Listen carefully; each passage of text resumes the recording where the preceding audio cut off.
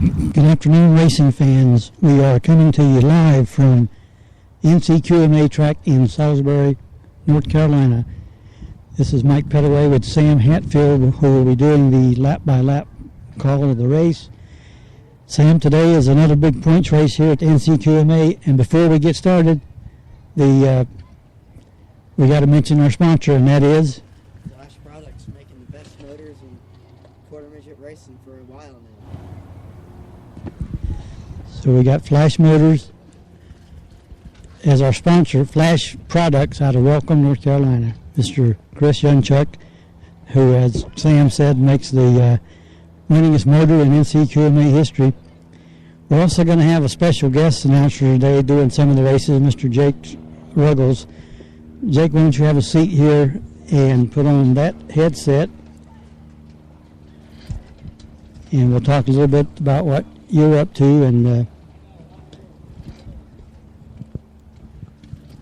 still messed up. So we got Jake Ruggles in the broadcast booth with us with Sam Hatfield. Jake, welcome to the today's broadcast of the NCQMA in Salisbury. Hey, thanks for having me. I'm glad to be on here. We'll be getting underway shortly. They had the batch qualifying this morning for the, I think it's 11 races we're going to run today. We've got a total of 11 races, and we had the qualifying session earlier today, and they're just about ready to get underway with the A mains. They always have a lunch break to get everything set up, and we have the lineups here ready to go. We'll have Mr. Hatfield and Mr. Ruggles talk about the upcoming races and lineups. So today is a special day of racing here at the NCQMA Speedway. The Light World Formula Cup races today. We have 3 cars battling for the Light World Formula Cup race. Definitely a smaller showing for the Cup races. It's one of the most fun classes to watch, but unfortunately one of the smallest, because most people, about by the time they're up to World Formula level, stay about a year and then move up into a different class of car. Yeah, it's unfortunate. I wish there could be more cars. Heck, I'd be running if there was more cars, but oh well. I'm sure you'd be running if someone wanted to put you in a car. Yeah, that's for sure. Jake, you're running Allison Legacies now, correct? Yes. Well, we're doing pretty good this season. We're third in points. We're about maybe 70 points back. We had some people drop out during the season, so, well, I'm in third now. Or, actually, no, I moved up second my last race in Southern National, Kenley, North Carolina, last weekend. And, well, my next race is going to be in Dillon Motor Speedway in South Carolina next weekend, so I'm really excited about that. Sounds like you're having a good run in points. How many races do you have left in your season to try to get and battle up for that championship? I'm pretty sure we got about 5 races left, so I'm going to try my best and see what we can do. Be there at the end, hopefully. Sounds like a pretty big gap. You'll have to win a couple races through there. Yeah.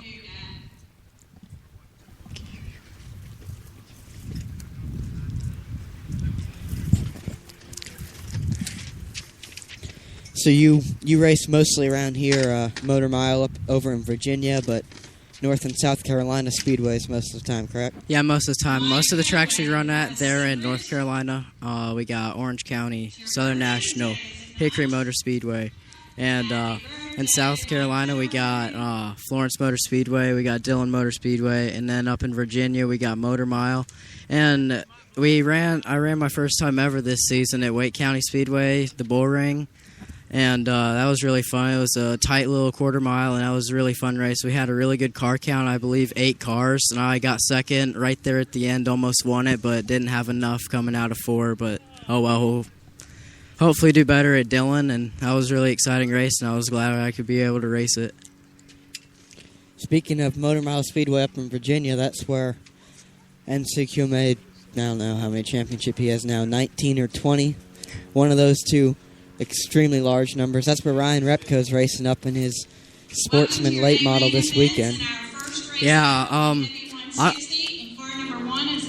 I personally like that track in the Legacy Series. We struggled some, at first. We've raced there 3 times. The first 2 we had out of the podium finishes, but that's all right. And then this last one we figured out. We just sat down, just really discussed over the car, and we started, I don't know, I mean, we got a lot better at that racetrack, so I'm really glad. It's a really fun track once you get good at it. It's kind of tricky at times, but once you have the right car, it's a great track to run at. Yeah, I know Ryan really likes that track along with South Boston. He's not the biggest fan of the Hickory Motor Speedway. Doesn't like getting his brain rattled around in the helmet like that track requires. It definitely looks like a fun track to race at, though, Hickory. Hopefully next year I'll race in some sort of car that makes a stop over at some of those venues, because they all definitely look like fun speedways to race on. Oh, yeah. Hickory, I can see why he doesn't like that track as much. That's a very technical track. When I first started this series, everyone was telling me if you can race Hickory good and be good there and competitive there, then you can pretty much be competitive throughout any track you race at. And we're pretty good there. My best finisher is, I believe, 3rd, so I like that track personally. It's fun and technical. That's why I like it so much. Rolling out onto the track now, we have our Heavy 160 A main event. Starting on the pole in the car that Jake helps work on every weekend here, Abigail Kenny. Starting 2nd, Jacob Borst. Starting 3rd, Chase Anderson. And starting 4th with the fast time would be Macy Curry. Yeah, I think this is going to be a really good race. I mean, we got Anderson and we got Curry. They're really good competitors, and I think Abigail Kenny, she'll be there today. She didn't have the best batch qualifying, but I think she'll be right there maybe.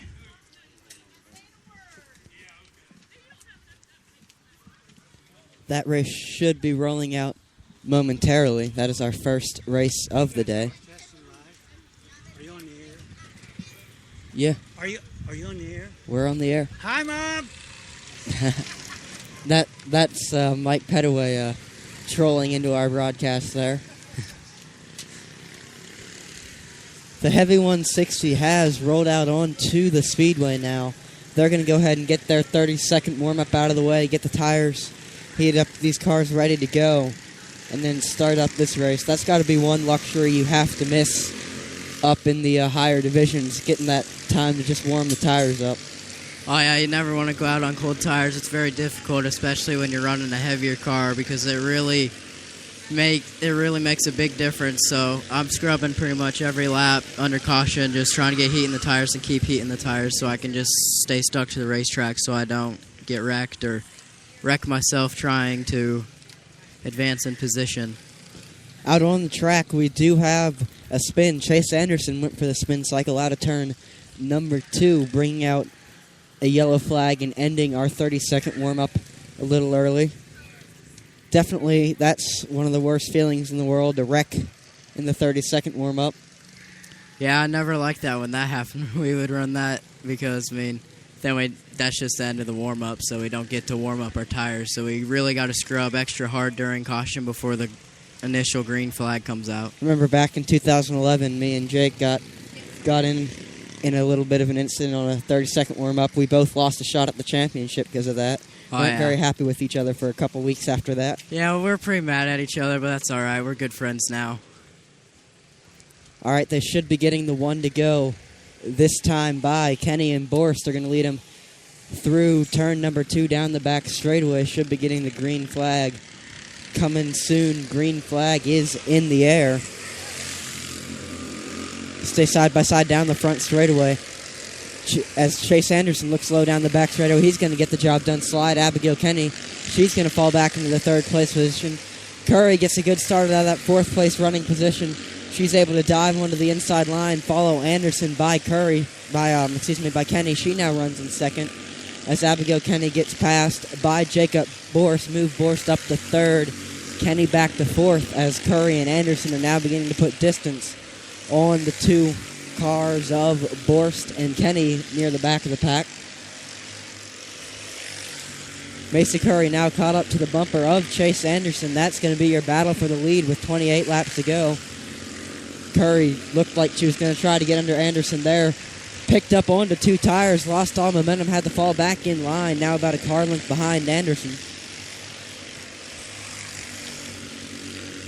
It looked like she tried to dig that car under Anderson out of turn number 4. Lost the left side tires, grip on the ground, lost the momentum due to doing that. But now Curry looks low down the front straightaway. She gets the lead with 24 laps to go. Slide Curry to lead. Anderson back to second. Jacob Borst in third. He had a rough start. He's slowly making ground. It's about a 5-car length difference between Anderson and Borst for that second place running position. Curry was able to get by Anderson for the lead. However, Anderson not giving her much space to breathe in. That's about a 1-car length difference between the two leaders of Curry and Anderson as they're beginning to run down Abigail Kennedy, put her a lap down. As the yellow flag is going to fly, Jacob Borst spins out of turn number 4. He sits up against the wall down the front straightaway. That's going to bring out the yellow flag with 19 laps to go. Borst was beginning to make ground on Anderson there and unfortunately went for the spin. Yeah, I mean, he almost had it, but that's going to bring out the caution, and then Abigail will start third, I believe, and then Boris will be in the back. I think Boris, he's going to get back up to third real fast, and he's going to be competing for the top 3 right there, battling for the win. It looked like to get the win, he was faster. He may not have been able to just catch him quite as much as he needed. He needed a yellow, but him being the yellow might also help him as long as he can get by Kenny in a timely manner to get back up, battling for the lead with Anderson and Curry. Yeah, but also the thing is, his car may be a short-run car. He may not be good in the long runs, but I think he'll do all right here on this start. I was listening to you gentlemen earlier, and I think you talked about a difference you had racing, and you were not very happy with each other, and now all of a sudden you're good friends again. Is that correct? Something like that. Well, that's great. I don't want any fights in the broadcast booth. Green flag back out in the air. Macy Curry, Chase Anderson, Abigail Kenny, Jacob Borst line up. Borst looks low under Kenny down the back straightaway, moves himself back up into third. It's about 4 car lengths between him and Anderson for second. Anderson right on Curry's bumper. That's going to be your battle for the lead. Curry was able to get by Anderson, but Anderson's dropped right into Curry's tire tracks, and he's been able to stay right up on her bumper throughout the majority of this race after she got by. Jacob Borst now beginning to slowly catch up and shorten the gap between him and Anderson. Looks like with 15 laps to go, we're going to have a 3-car battle for the lead brewing as we get to the end of this thing. It's going to get real interesting here with 12 laps to go. Top 3 are right there contending for the lead. There's about 2 car lengths separating each of our top 3 contenders, with Curry still in the lead, Anderson in second, Borst in third. Anderson's lost a good bit of ground to Curry in the lead. Curry's now got about a 4 or 5 car length advantage over Anderson as Jacob Borst has now caught up to the back of Chase Anderson's car. Borst is going to try to get the job done, slide himself up into second on Anderson. It doesn't look like anyone's going to have anything to catch Macy Curry, however. She's led the majority of this race, obviously been the dominant car. We're going to need a yellow for anyone to be able to get to Curry. It looks like her car is just a little better than everyone else on the long run. 5 laps to go. Jacob Borst still right on the back bumper. Chase Anderson, he's going to look low down the back straightaway. He gets the job done as they nearly make contact in turn number 4. Good job, Anderson, to dive out of the way there. That was about to be a pretty big wreck into turn number 4. It's the white flags in the air 2 more times around for Macy Curry. White flag, she's got about a straightaway advantage over Jacob Borst in second. Checkers in the air, give the win to Macy Curry. Second place goes to Jacob Borst, third to Chase Anderson, and fourth will go to Abigail Kenny. That was a pretty good race there at the end. After that last restart. Curry looked like her car was just a little better on the short, was a little better on the long runs. Anderson was able to keep with her for 7-8 laps there on the restart, but with about 10 to go, she just pulled out to a massive lead over Anderson. That car definitely looked like more the way we set up my cars when I ran. When you're in the smaller heavy division fields, you don't expect a lot of yellows, as the heavies are the most experienced drivers, so you more set up your cars to the long run, and that seems to be what they did in order to pick up the win in this event. Curry, Borst, Anderson, please report to tech.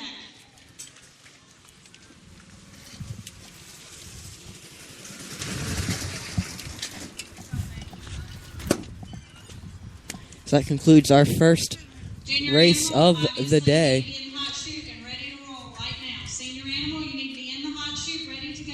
Red rookie, you need to be in the hot chute. Junior Honda, you need to be making your way to staging, and senior Honda making your way to staging. We're probably going to head out after this race. So.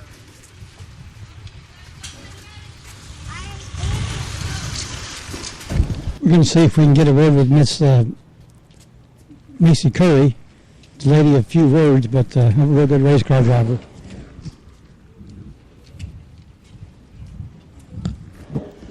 Again, it was Macy Curry who had the car to beat today in the first race that was on the agenda, the heavy 160.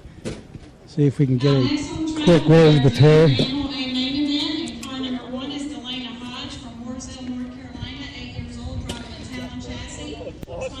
Again, congratulated by all of her fans. She's giving me a kind of a mean look. She may or may not want to talk. We'll see. I know it's hot in those helmets and uniforms out here. Her dad Phil is over here wiping the sweat off. He probably sweated more than she did. It's definitely better conditions we have this weekend in terms of the heat. Only 70, 75 right now. Actually feels nice for the first time since See if we can get a quick April. word with Macy. Macy, once you got around Chase, you kind of checked out. Was the car handling really good? Yeah. And you know, we were making a comment on the radio that it was like you had a dominant car. You were very fast. But Jacob Borst he was coming, but it wasn't enough laps. But did everything go the way you thought it would go in the race? Yeah. You have any more words besides yeah? No. Well, that was a good job. Another great win. Way to start a Saturday. You can maybe rack up a few more today. Thank you. That's Macy Curry, who she likes to win races. Doesn't have a lot of words when she goes to victory lane, but you could tell she was happy. Her dad Phil was over there congratulating her, and he was excited that his daughter was able to win another race. Now, Sam, you raced against Macy quite a few times, I believe, didn't you? Yeah, she's definitely improved a ton from last year. She started getting really fast at the end of last year, and I knew she'd be one of the people to beat this year, and she's definitely impressed everyone with all the wins she's been able to rack up so far. You didn't teach her some of your tricks, did you? I don't know. We'll throw it back over and get ready for the second race of the day. Out on the track now is our junior animal A main event, starting on the pole, Delana Hodge. Starting second, Luke Riffles. Starting third, the gingerbread kid, Tyler Conover. And starting fourth, Gavin Boschel. Jake looked at me like I was crazy when I said the gingerbread kid. His dad's the bread man. So you've got the doughboy, who's Cody, and the gingerbread kid, who's Tyler. All right, that makes sense now. Keep with the bread references. That's great.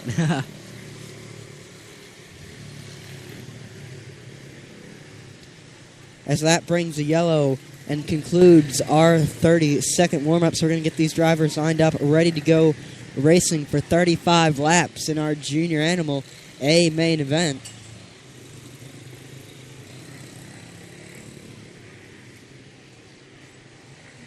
It's nice to see Delana racing again. She took a nasty crash last week here at the 2 weeks ago here at the NCQMA Speedway. Had to go to the hospital. Everything was all right with her, so she's back behind the wheel this weekend.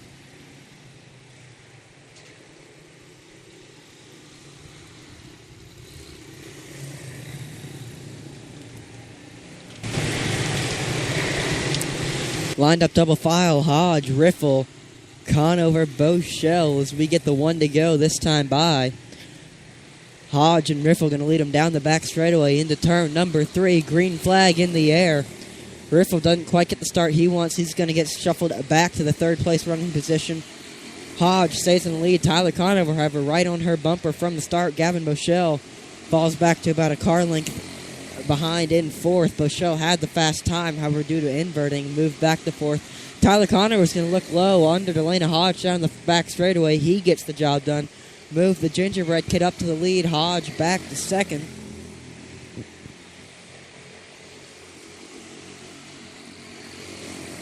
Hodge now seems losing a little more ground.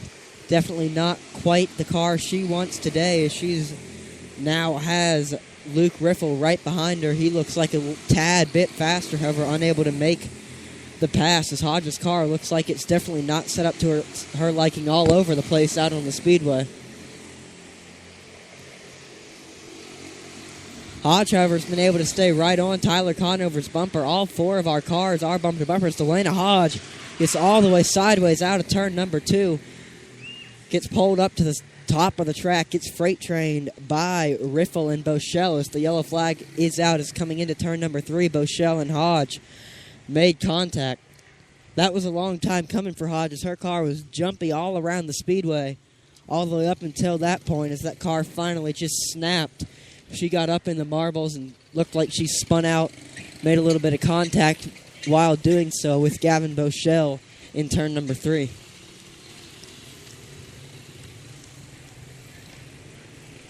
So that's going to bring out the first yellow with 26 laps to go in our Junior Animal A main event.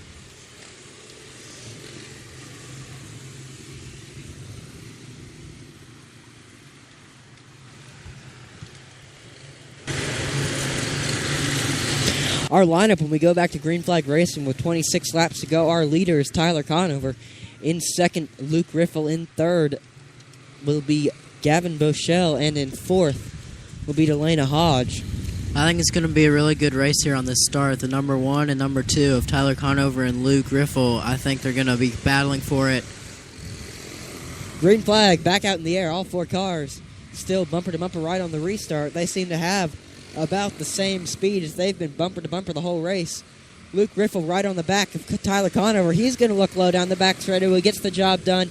Now it's the freight train for Conover as Gavin Bochelle looked low. Conover was able to fend Bochelle off. Bochelle lost a little bit of momentum there. Delana Hodge goes for the pass down the front straightaway. Move Hodge up into third. Bochelle had a good opportunity to follow Riffle under Conover. Just lost a little bit of momentum when Conover, it looked like he knew Bochelle was coming, cut the corner a little bit there in order to keep the freight train. Bochelle had to get out of the throttle to avoid wrecking Conover there. Definitely a good move by Conover in order to keep Bochelle from pulling the freight train on him. So Conover in second.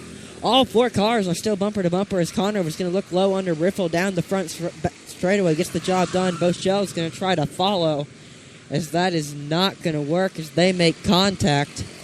Both Riffle and Bochelle lose every bit of momentum they had, as this race is now within that period of one lap spread out to a large amount of space between each of these machines. 14 laps to go. Tyler Conover is your leader. It's now due to the large amount of momentum lost in the incident between Bochelle and Riffle. It's about a straightaway back to Delana Hodge in second, and then about a half straightaway back to Bochelle and Riffle from Hodge in third. So that wreck definitely stacked up the field a little bit there. Everyone except for Conover had to hop out of the throttles in order to avoid getting caught up and causing a yellow.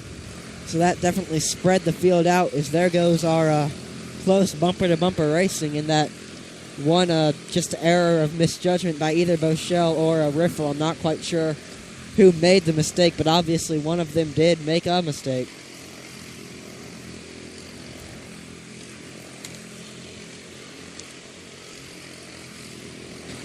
Five laps to go this time by. Your leader still is Tyler Conover. In second, Delana Hodge. In third, Gavin Bochelle. And running in fourth, Levi Riffle.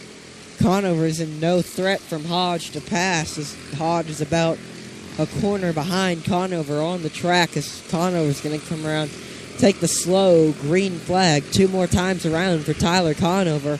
He's going to head down the back straightaway out of turn number 4. White flag in the air. Tyler Conover's led the majority of this race. He's going to pick up the win. Give the win to Tyler Conover.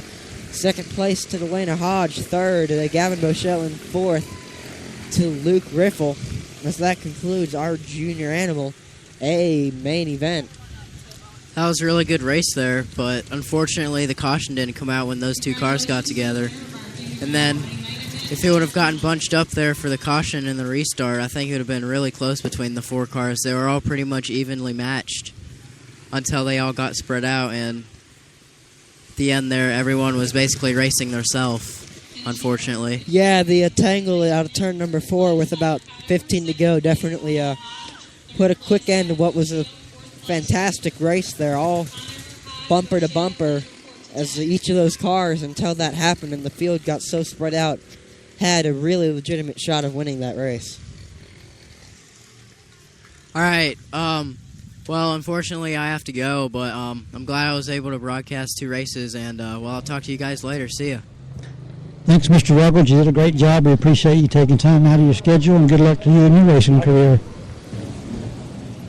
We're going to get a word with Tyler Conover momentarily, but I kind of agree with Jake on that. When those the 4 and the 2 car got together and no caution came out, it kind of ended the chances for what I thought was one of the fastest cars in Luke Riffler, but sometimes you get the break, sometimes you don't. Conover is, I guess he's doing his victory laps. I can't see him from my vantage point. Here he comes across the scale. We will get a word with him. Hopefully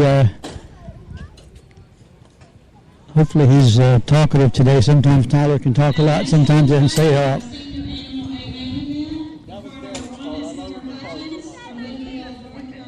It's interesting over here in the garage area, pit area. The parents are apologizing to the kids for the mistakes they made on setting up the car. That ever happen to you, Sam? What? The parents have to apologize to you because they set the car up wrong, and that's why you didn't get a good finish.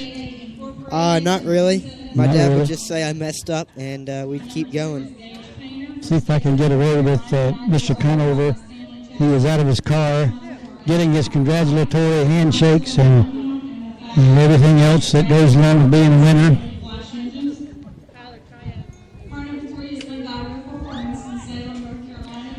Another interview with Tyler Conover. So you won another race. That was interesting. There was you and Delana had a battle, but once you got out in front, did you think you had the field covered? You were going to win? I think when I got out front and I saw Luke and Gavin back there, I thought I was going to win. Now, if they would have thrown the caution and bunched you back up, it would have been a little bit more difficult, wouldn't it? Yeah, it would have, because then Delana would be on my bumper and it would be harder. You did a great job as always, and it's always fun to talk to you in Victory Lane, and congratulations. Thank you. That's Tyler Conover, the winner of the second race on the schedule for today. And now we have the third race getting lined up on the track. Mr. Hatfield, you're going to be doing solo in the booth because Mr. Ruggles had to take off, I guess, for the day. So I think you're qualified to handle it. What do you think? I'd have to agree with that. Okay. I'm going to turn it over to you and I'll get back over here to start-finish line, okay?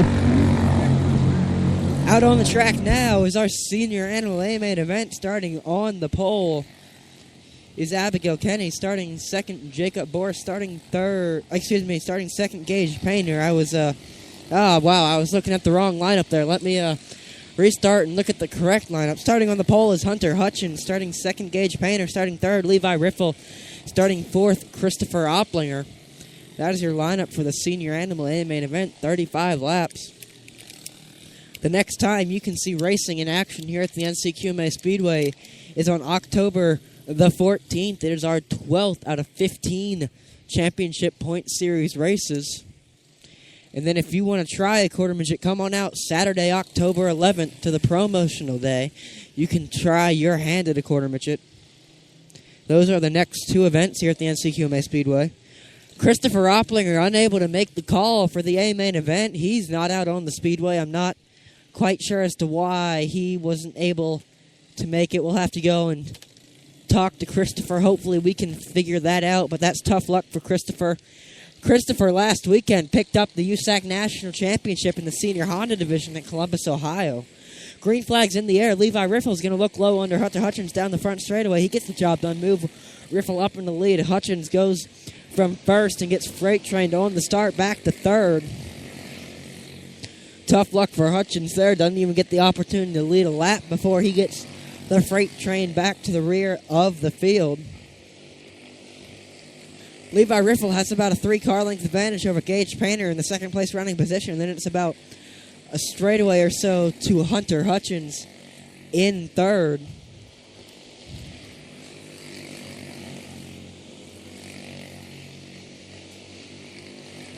Both Hunter Hutchins and Gage Painter are going to be out later today for our Light World Formula Cup race event. Battle for the lead now heating up. Gage Painter's caught up to the rear end of Levi Riffle. Painter and Riffle now bump nose to tail for the lead. Painter right on Levi's rear bumper. He's going to try to look low down the front straightaway, not able to make any ground up there. So he pulls himself back in line with 24 laps to go. Gage doesn't need to rush this pass. They've got more than enough room between them and Hutchins, as Hutchins is about a half track behind, and he's got 20 laps to get the job done as he looks low down the front straightaway again. Still can't make that car stick, so he's going to pull back in line. Still nose-to-tail battle for the lead position.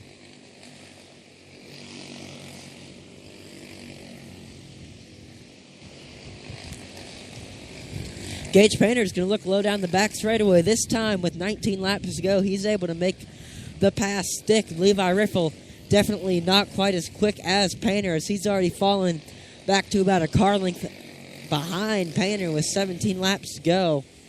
So it looks like Painter's going to be able to run away with this event now with 15 laps left to run.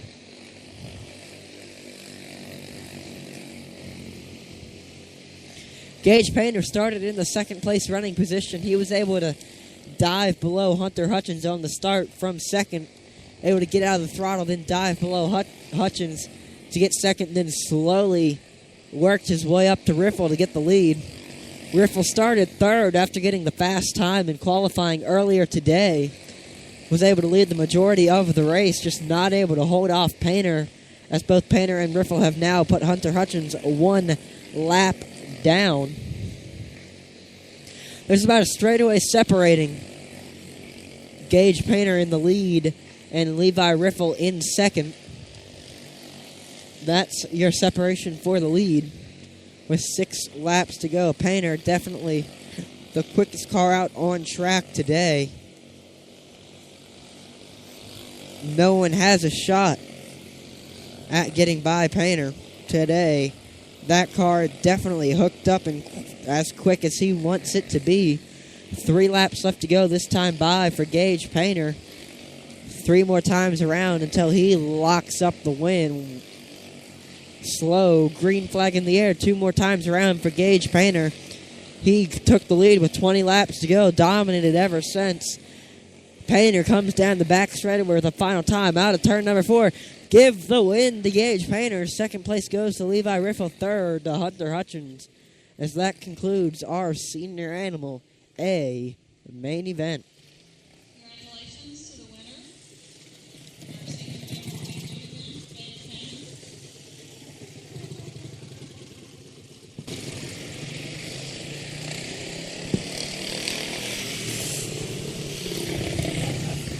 Gage Painter. Gage Painter now in a second attempt for the victory lap.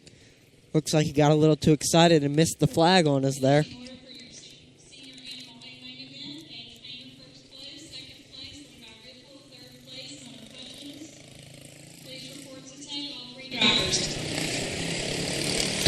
As he goes and makes some figure 8 victory laps there. Cuts to the infield, goes backwards, cuts back through the infield, goes forward, does another victory lap, then finally pulls into the pit lane. Gage Painter picking up the win, Senior Animal. Definitely We'll the get a word dominant with car Mr. in that Painter event. when he comes through the scale house and climbs out of his winning race car. That was a good clean race. The battle was between Levi Riffle and Gage Painter, and at the end it was Painter who was able to separate himself from Levi. We'll get a word with the victorious driver here in just a moment. He's trying to get unbuckled and get climb out of his car and You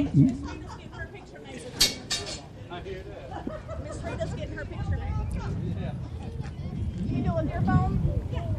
we're going to get a word with him in just a moment. They're going to do a photo op with. You want to get the picture first, or you want to talk? Okay, how? It looked like once you got around Levi, obviously you checked out, but was the car set up good? Did it handle well? Because I noticed on the next to the last lap, you came across the start-finish line and you kind of wiggled. Did you kind of lose your thought process, or just kind of let the car go? What happened there? Well, the car was getting tight. My neck was getting tired, and I leaned out, and my neck was getting really tired, and excuse me, I just got tired, and it got tight, real tight, and it was tight off the corner. I would have hit the wall, so I sort of dirt tracked it off, trying to turn it, and thank you. I was trying to dirt track it off, and obviously it got tight dirt tracking it, and it jerked the other way. So I was like, oh God! And I tried to save it, and it saved. So I'm happy. Now, when you got around Levi, you were on his bumper for it took you like 18 laps, but you kind of set him up and got around and turned around turn 2 and 3 and 4. Well, every time I tried to pass him, the car would back out of the gas. Like, I don't know what it would do, but when I tried to go under him, it would back off. And finally, it probably just came in there, so I could get up high and dive under him. I tried that a lot of times, but it didn't work, and finally it worked, so we had to get a car. Well, congratulations on a great win. It was a good job of driving, and we'll probably see you in victory lane again soon. Thank you. That was Gage Painter, who, what was fun about the interview, Sam, is Gage was talking to me. He was doing the famous race driver hand signals as how his car was sliding and it wasn't handled right in the corner, it was tight. It was really interesting to see, because when you watch some of the interviews on TV, you'll see the crew chief talking to a driver, and he's giving him all these hand gestures about how the car's handling. So Gage he's definitely got a good feel for the car, and obviously we know what kind of driver he is. So another win for Mr. Gage Painter. We're going to throw it back up to Mr. Hatfield for the next feature coming up momentarily. That concludes our third race out of our 11 races today. Definitely having a good pace running through the races. Car number 3 is Cooper Warren from Lake Wally, South Carolina, 6 years old, driving a Stanley chassis. Sponsors are J.R. Warren, Fabrication and Powder Coating. Thanks to Mom, Dad, and Sis. Car number 4 is Trevor Klein from Mooresville, North Carolina, driving a Prowler chassis. Good luck, drivers.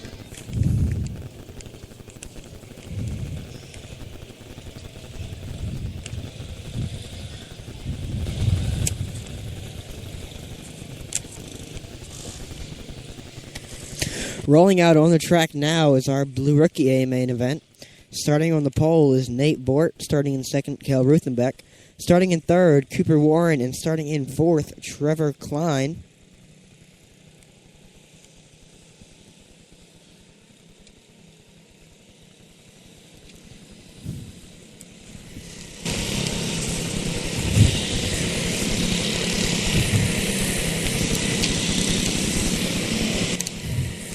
Our rookies out for their 30-second warm-up right now. They're going to go ahead, get their tires warmed up, ready to go, and then push off to go racing.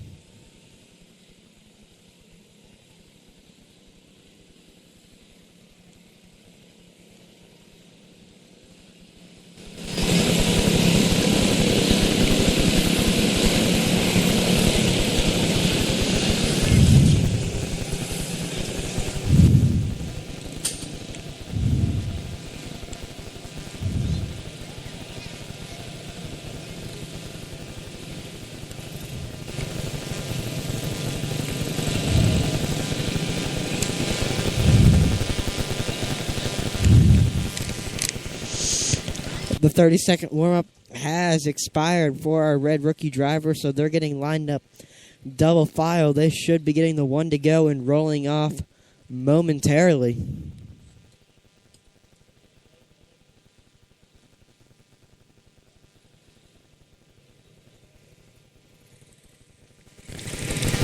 One to go, given this time by Bort and Ruthenbeck. Going to lead the field down the back straightaway into turn number 3. green flag is not going to fly. Car's just a little too far spread out for Ricky Director Ronnie Sipka's liking. So they're going to get these cars a little closer before we try the start again.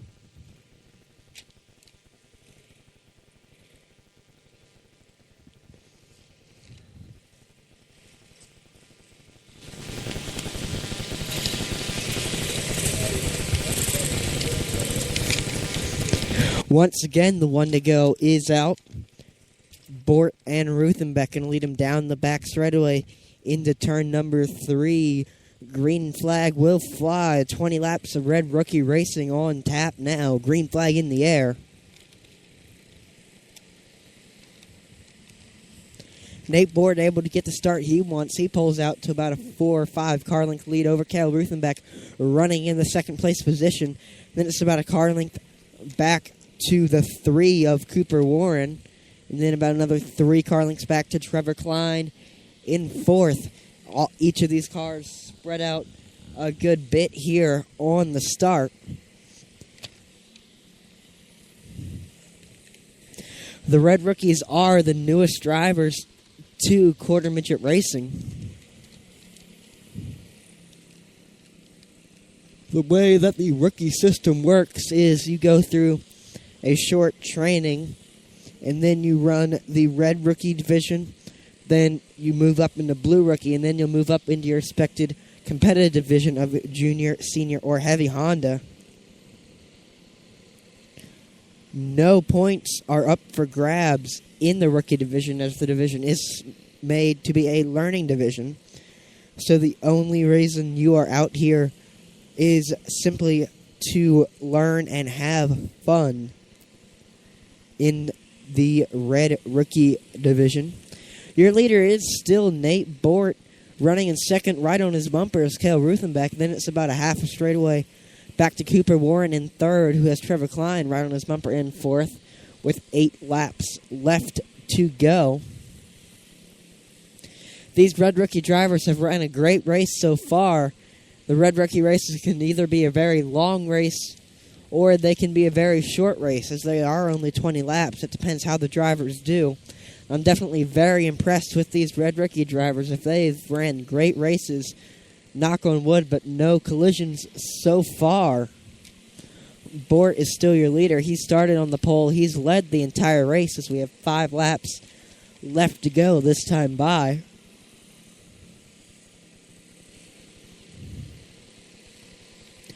Bort has about 3 car lengths separating him and Cale Ruthenbeck. Back in the second place running position, we've had no change in order from our starting lineup, as Bort is your leader, Ruthenbeck in second, Warren in third, and Klein in fourth as the slow green flag out, 2 laps to go. White flag this time by, one more time around for Nate Bort. He's going to head out the back straightaway through 3 and 4. Checkered flag in the air, give the win to Nate Bort. Second place will go to Cale Ruthenbeck, third to Cooper Warren, fourth to Trevor Klein. Great job by the Red Rookies there. Green from flag to flag.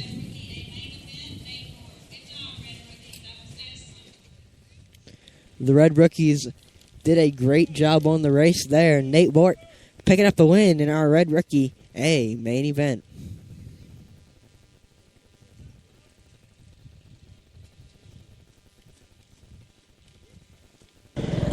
We will get a word with Mr. Nate Bort when he comes to the scale house, which will take just a few moments after he does his victory lap and heads back down pit lane to do his exit out off the track and go through the scale to be weighed out. In first place, Nate Bort. Second place, Cale Ruthenbeck.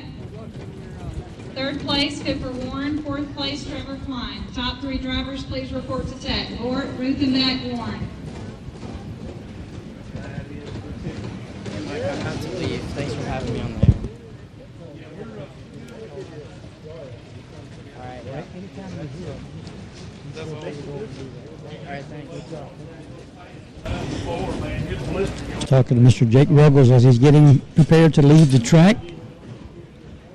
And we are going to get a word with the winner of the red rookie race,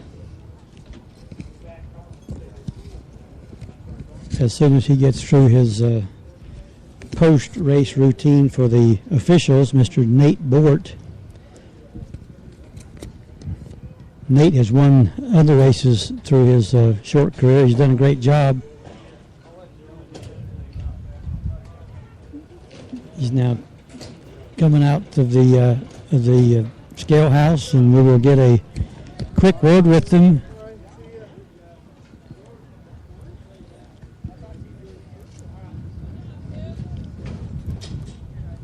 This next race, Sam, coming up at Junior Honda. I think it's a 9-car field, which is, I believe, the largest field we have today. Junior Honda is the largest field we have today. It'll be a great race. The Junior Hondas always put on a spectacular show. Yeah, they're always very competitive, and as you say, they put on a spectacular. We can't underemphasize the word spectacular sometimes in Junior Honda. They do a lot of amazing things. We'll see if we can get a quick word to Mr. Bort. I may see if I can get a word with him when he's sitting in his car. We're getting the belts all undone, and he's obviously hot from being on that racetrack in that car. We'll see what he's got to say about another win here at the NCQMA. We're going to come over here and get out of the way of the other cars. Nate, that was a interesting race. You got out front, and you more or less had the field covered, but at the end, those cars kind of caught up to you. Did your car kind of give up, or how do you think that went about? I don't really know. But you led from the very drop of the green, and nobody could catch you. You won other races, so this is getting to be kind of fun, isn't it? Yeah. Now, who sets up your car for you? My dad. He did a pretty good job because that car was really moving good. Uh-huh. Well, congratulations on a great win, a great job of driving. It's fun to watch you. Thanks. That was Mr. Nate Bort, who won the red rookie race, Sam. Nate's he's starting to get familiar with Victory Lane. He's won other races, and that's always good when you get on that winning habit as a rookie. It kind of follows you up through the ranks as long as you're learning as you go. And as you mentioned, red rookies and blue rookies do not compete for a points championship, but they are out on the track learning how to become a quarter midget race car driver, and you can pick out the ones that you think are going to be successful, because you'll see them not only just win races, but they'll drive a good race, they'll drive a clean race, they don't get in any accidents, they know how to get around the track, how to pass cars, and I know that's one of the important things that the rookie director, Mr. Spreaker, tries to teach these kids is how to race around other cars and how to not cause any incidents on the track, which will happen, as you know, in your racing career. Things happen that you can't even control. So I was really impressed with the fact that was a green flag race, no cautions, which sometimes, even in the higher ranks of the racing, you get yellow fever, and about every other lap we have a spin out. But it was a great job of driving by those 4 red rookies, and they should all be congratulated on a great race with no cautions and just some good hard racing. And we're going to throw it back to Sam. Are you awake in the booth? I don't know if he's awake. I'm awake. Are you reading homework for school, or what are you doing? You're reading the lineups. Oh, I see Mr. Jacob Borst in those shades is joined you under the tent. Yeah, he's asking questions. Oh, he's beating you up. Now he's waving at me. Yeah, Jacob's beating me up over here. Well, Jacob, more power to you, man. We have a slight delay on getting this 9-car field out for the Junior Honda, but it's been a relatively calm day so far. Sam, I think you'll agree, particularly in the few A-mains we've already ran here. I got a feeling that the top's about to blow off, and we're going to have some excitement for these Junior Honda cars. I've got to agree with that. These 9 cars out on the track, that's a good number of cars on this small 1/20th of a mile. It's pretty much a non-banked flat little bull ring, so there'll definitely be some incidents, and it'll be quite the exciting race. I'm going to throw it back up to you, and I'm going to get over here at my vantage point to score the race and have a good call of the race, and hopefully we'll get through this without too many cautions.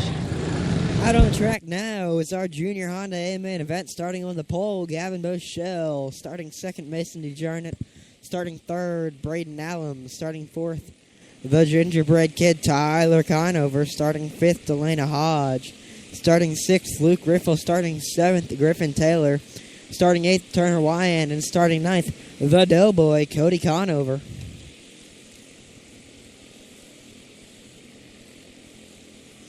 That's your 9-car field for our junior Honda A main event.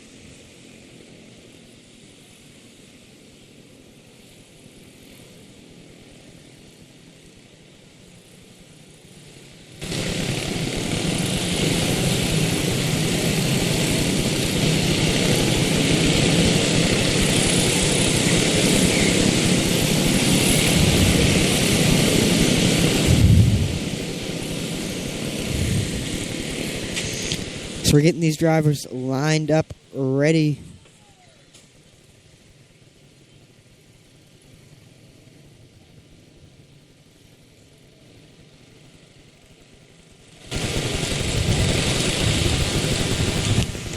Getting these cars lined up, ready to go racing. Should be rolling off momentarily.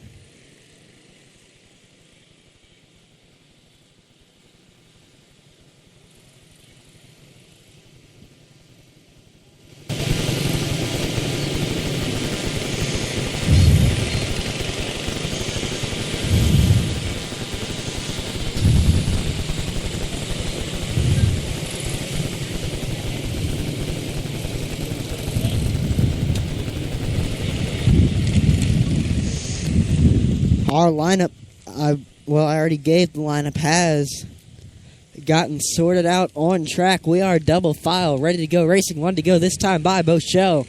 DeJarnock going to lead him down the back straightaway into turn number 3. Green flag out in the air. There goes Braden Allum. He's going to look low down the front straightaway, makes contact with Gavin Bochelle. Just going to get loose, fall a good bit back into the pack. Gavin Bochelle, your leader. Mason DeJarna in second. Tyler Conover in third. Delana Hodge in fourth. Braden Allum in fifth. That's your top 5 lineup. Bochelle has about a half a car length between him and DeJarna. He's going to slide as Tyler Conover is going to slide in the second. Slide DeJarna back to fifth as he goes and gets the freight train. Battle for the lead. Tyler Conover is going to look low under Gavin Bochelle. Give the lead to Tyler Conover. Slide Bochelle back to second. Scratch that third. That's Delana Hodge able to follow Conover through. Get up into the second place running position. 28 laps to go. Delana Hodge right on the back bumper, nose to tail between Tyler Conover and Delana Hodge. Hodge is going to look low down the back straightaway. They make contact. That's going to slow Conover down. Bochelle able to capitalize on that. Move Bochelle up into second. Allum's going to follow. Move Allum to third. Then he's going to bring Riffle with him due to contact. Move Tyler Conover all the way back to the 5th place running position. Conover's going to go fight back. He's going to dive under Allum. Move him up to second as the yellow flag is going to fly. No, it isn't. Tyler Conover and Braden Allum made contact, almost slowed to a halt in turn number 2. However, they were able to keep going, so a yellow flag will not be in the air.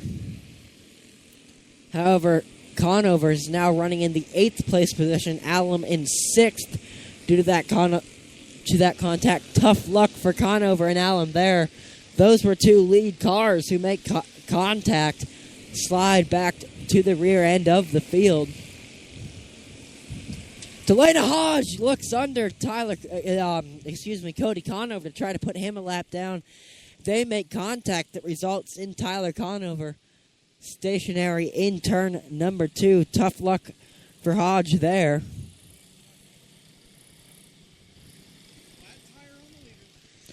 As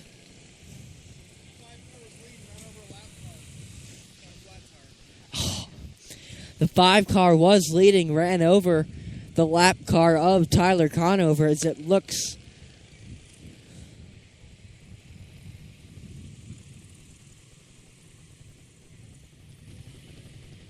so tough luck for Hodge there.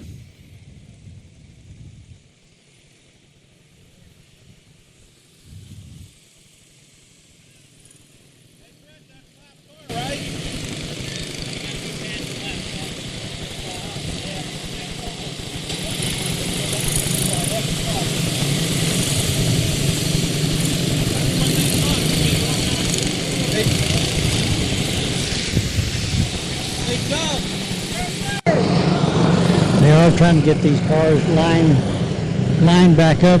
Delana is back up in the on the point. I don't know why she would be starting back on her original position.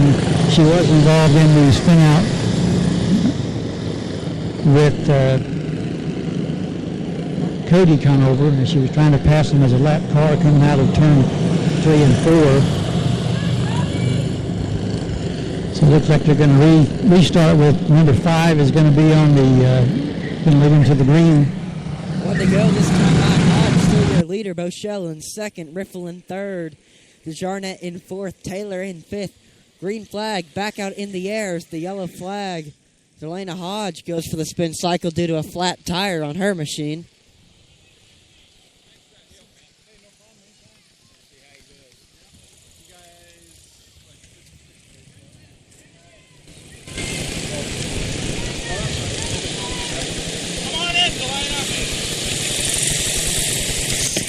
Hodge is going to pull in the pits.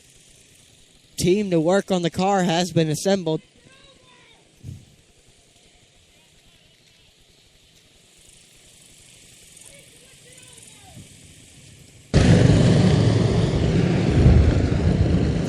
Hodge just wasn't able to get going there on the start with that flat tire. The driver behind really had nowhere to go except for spin her out. That's really no one's fault due to that flat tire making it tough for her to get the start there. So she's going to head into the pits. Ed Kenny, Paul Platt, and then, of course, the two parents, Kirby Purvis, Andy Loden, all trying to change that right rear tire of Hodge's machine.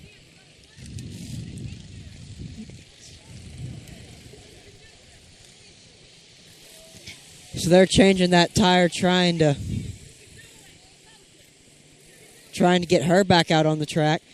She's going to have 18 laps to get back up into the lead. She's starting in the 9th place running position as she did go into the pit lane. Tough luck for Hodge there. That hands the lead over to Gavin Boschel. 2nd place will be Luke Riffle. 3rd place, Mason Jarnett. 4th place, Griffin Taylor. And 5th place, Braden Allen. Allen involved in contact with Tyler Conover earlier in the race. These yellows have helped his positioning out on the speedway. He's moved up back into the 5th spot. He may have a shot due to all these yellows to get back up in the lead. Getting these drivers stacked up once again. We should be going racing momentarily. One to go out for Gavin Boschel. He's going to lead him down the back straightaway into turn number 3. Green flags in the air for Gavin Boschel. Luke Riffle stays right on his bumper. Riffle's going to look low down the back straightaway. Gets the job done. Slide Riffle up into the lead. Tyler Conover and Braden Allen, they're now battling up to the lead. Tyler Conover, Allen, both fighting over the 4th place running position. We've got a 3-car breakaway for the lead. Your leader is Luke Riffle in 2nd, Gavin Boschel in 3rd, Mason and Jarnett. All these 3 cars nose to tail, about 7 car lengths in front of Akers back in 4th. Not Akers. He's standing next to me. That's Allen. I'm getting the names all mixed up today. Apologize for all the names getting mixed up, but that is now Conover in 4th. Allen is in 5th as those 2 drivers are battling it out. Keep doing the crossover moves for the 4th place running position. Luke Riffle's still your leader. It's about 3 car lengths separating him and Gavin Boschel in the 2nd place running position. Boschel has Mason DeJarnett right on his bumper. 7 laps left to go. Those 3 cars still have about a straightaway breakaway over Tyler Conover, running in the 4th place position.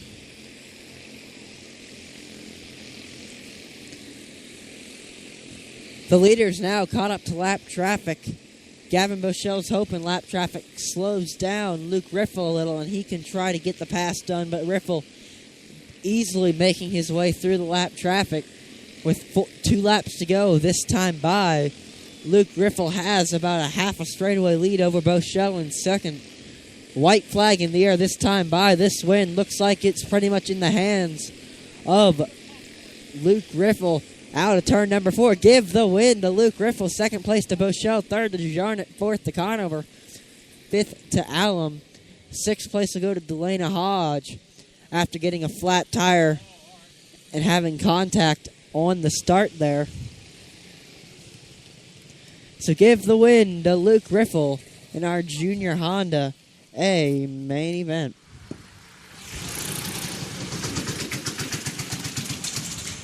Thanks, Sam, for turning me on. I hear a strange voice in the microphone. Would that be the winning driver, Mr. Gage Painter? Yes, sir. Welcome to the show, Mr. Painter. Thank you. I'm going to get a word with Luke Riffle once they get everything pulled in through the scale house. He's out doing his victory lap. Looks like Herbie pulls in front of us. Yeah, that's the number 53 car. There's a weird sound. It looks like during his victory lap, Luke Riffle has spun out and he's in the wall. Well, Sam, his dad can't be mad at him for winning or hitting the wall. He won, so. Wreck it, win it or wreck it, or do both. How did he, what happened? I was on the other side of the track. Did he just spin out? I didn't see what was happening either. I figured the race was over. Nothing exciting would happen anymore, and I was looking at my phone. I saw him coming out of the corner, and I saw him coming out in turn 4, then I looked down to see what time it is, and all I saw was him in the wall. Well, I guess there's no damage. The car looks like it's still under power. He's coming off the track. Almost ran into the back of Cody Conover. Well, Pop-Tart finished first. So Mr. Luke Riffle picks up a win in the Junior Honda 9-car field here today at the NCQMA. It was a pretty clean race. Had a couple of cars get together, but overall it was a good race. Sounded like it looked like the car that there was 2 or 3 cars that were probably faster, but they got into some issues and got to the back of the field and were not able to make it back up to the front. But in those 9-car fields, there's a lot of chances for some things to go wrong, and you got to be able to avoid other cars, which sometimes is an issue. I'm sure both you guys in the booth will agree with that. So we'll have to talk to Luke after the race and see what happened there. Maybe I'll just ask him about the spin out. I won't ask him about his win. Yeah. Of course, Luke is not always the most talkative driver, so I would probably talk to him about whatever he wants to talk about, because he doesn't have a lot of words sometimes.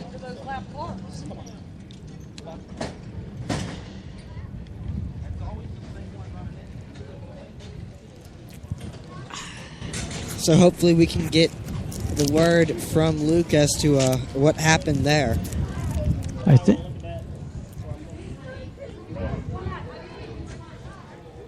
Luke is still in the scale house.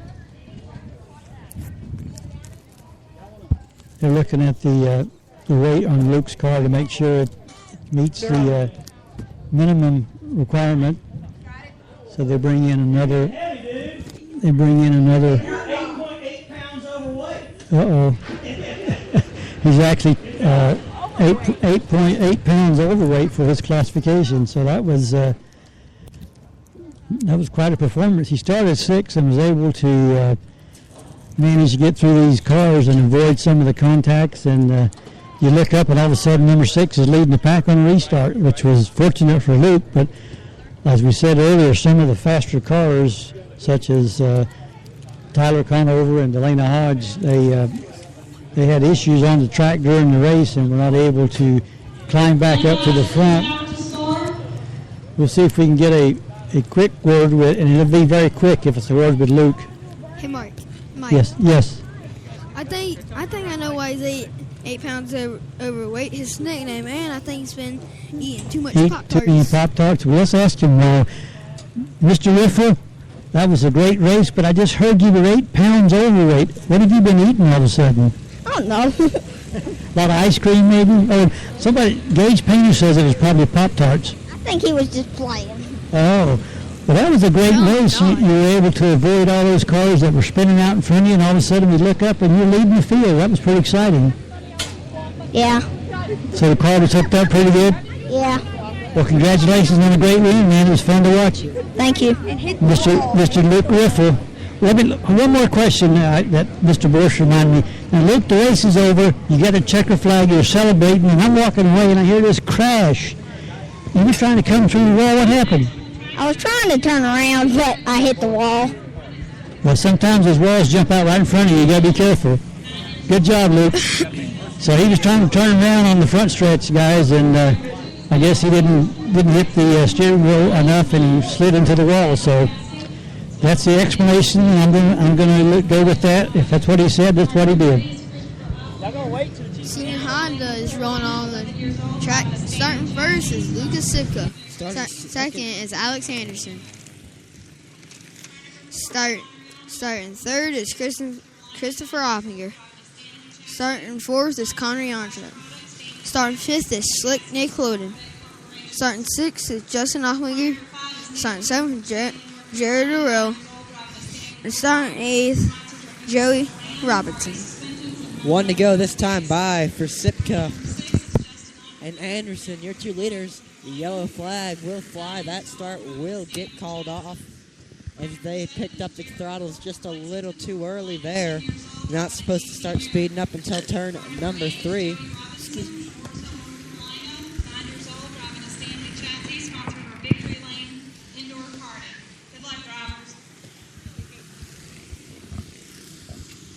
In the third place starting position, you have Christopher Opplinger. Christopher was able to pick up the national championship in senior Honda for this year.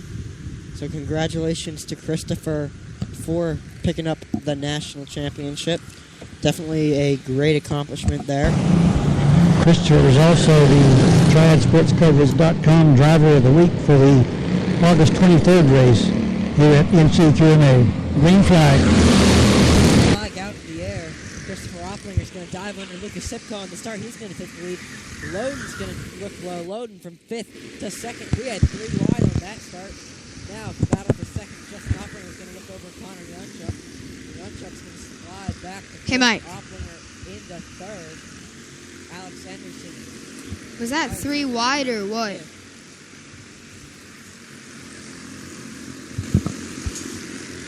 Your leader is Senior Honda National Pavement Champion Christopher Opplinger.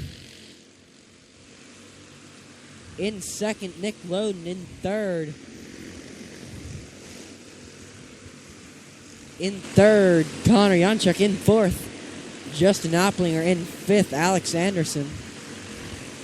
That's your 5 leaders. Christopher Opplinger has about a 3-car length advantage over Nick Loden in 2nd. However, Connor Yonchuk, he's going to look under Loden for the 2nd place position. Slide Yonchuk up into 2nd. Loden back to 3rd.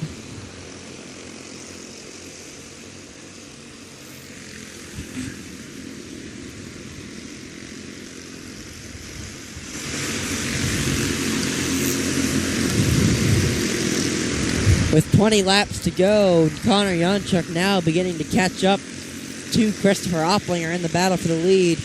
About a car length separates Yonchuk and Opplinger. That in 1 lap, now back down to a half car length. Now to nose to tail.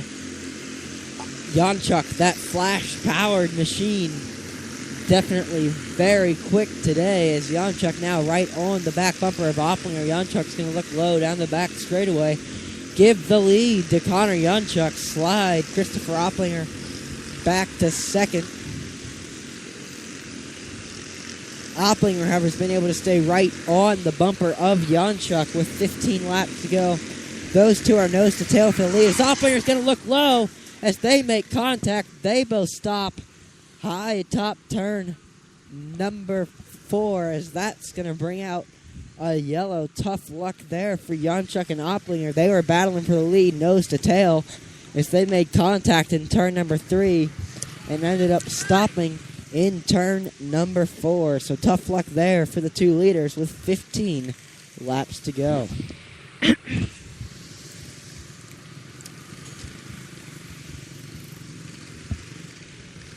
As the track's been tightening up, and when they're battling and the track's tight, it's a deep zone here. You get starting to bike when you pass, and if you get hit, you're gonna go on your side and get hit. So that's a bad spot to be when this happens. As the parents are yelling at each other for the tools, they need radius rods and screwdrivers and drills to fix this machine of the 4 of Connor Janchuk. Janchuk up in the air in pit lane. They're trying to fix some damage to the right side of that machine. They've now moved up to the front. Definitely a good bit of damage on the Janchuk machine. As they took the hood off, they're probably changing the few radius rods because there's a lot of radius rods inside, and when you get a hit and they're yelling radius rods and they take the cover off, they probably broke the radius rods in the hood. That's always a bad situation to be in.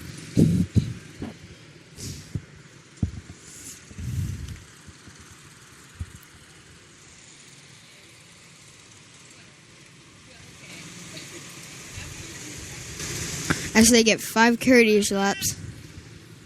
He's got 5 laps to fix that, or else he is a DOT, dead on track, and won't get to go back out. He'd be DNF, Gage. Oh, sorry. He'd be laid out. I get myself mixed up. Sorry, guys. He will be. He will finish last. Put it that way. But they are getting him buttoned back up here. I'm looking from the front end of it, and they're tightening up the nose cone. Here he goes. He's pushed off by Mr. Well, I guess he's the fireman helping these parents get these cars back on the track. So he's going to join the field, come out of turn 2. He'll make his way around to start shotgun on this field for the restart with 15 laps to go. Our lineup, when we go back to Green Flag Racing with 15 laps to go, our leader will be Nick Loden in second place. Justin Opplinger in third. Joey Robertson in fourth. Alex Anderson in fifth. Lucas Sipka in sixth. Jared Orrell in seventh. Christopher Opplinger, and in 8th will be Connor Janchuk after getting involved in that wreck in the lead. 1 to go this time by Loden. Lead him down the back straightaway into turn number 3. Green flag is in the air as the yellow will fly. The 8 car of Joey Robertson has died in turn number 3. That didn't sound good. When you hear shh, when you hear that, that usually means a radius rod's bent in and it's rubbing the shock and everything, so they'll have to get that fixed maybe in a few minutes. Car came to a screeching stop up on the top of the track.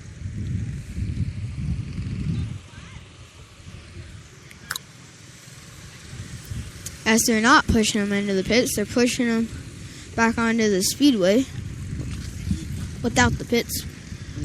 Went halfway into pit road, then came back out the other side. Not quite sure what caused him to stop there.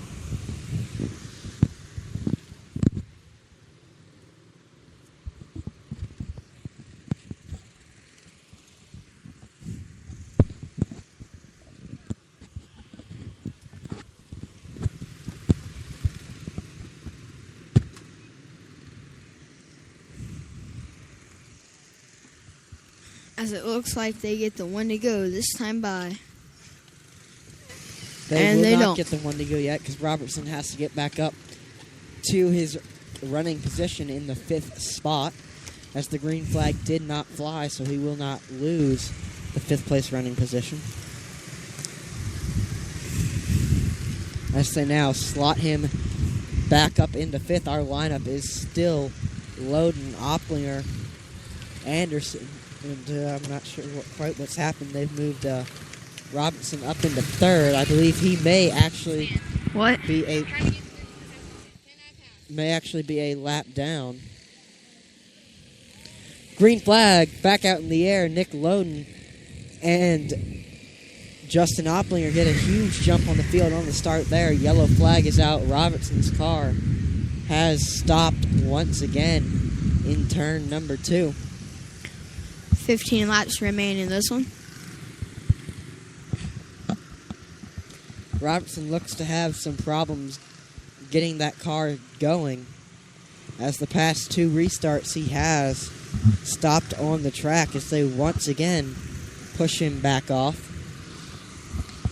If anyone's listening to this, tonight at Hickory Motor Speedway, they're racing late models, super late models, and HPD USAC National Midgets. If you guys want to go out and check them out, they're pretty cool, especially the HPD midgets. Go get yourself a showed. Some quarter midget alums running in that race at Hickory tonight. I know we have Jake Nelke and Nolan Allison running in the HPD midgets as the green flag back out in the air once again. Loden and Opplinger still your leaders, as Opplinger's going to dive under Loden on the start. As there goes the freight train on Nick Loden. Anderson and Sitka follow Opplinger, so move Loden back to the third place running position, as he was able to get by Sitka there on the front straightaway, as the yellow flag has once again come out, as Justin Opplinger goes for the spin cycle down the front straightaway. As Joey Robertson came in the green flag, so if you come in the green flag, you're done.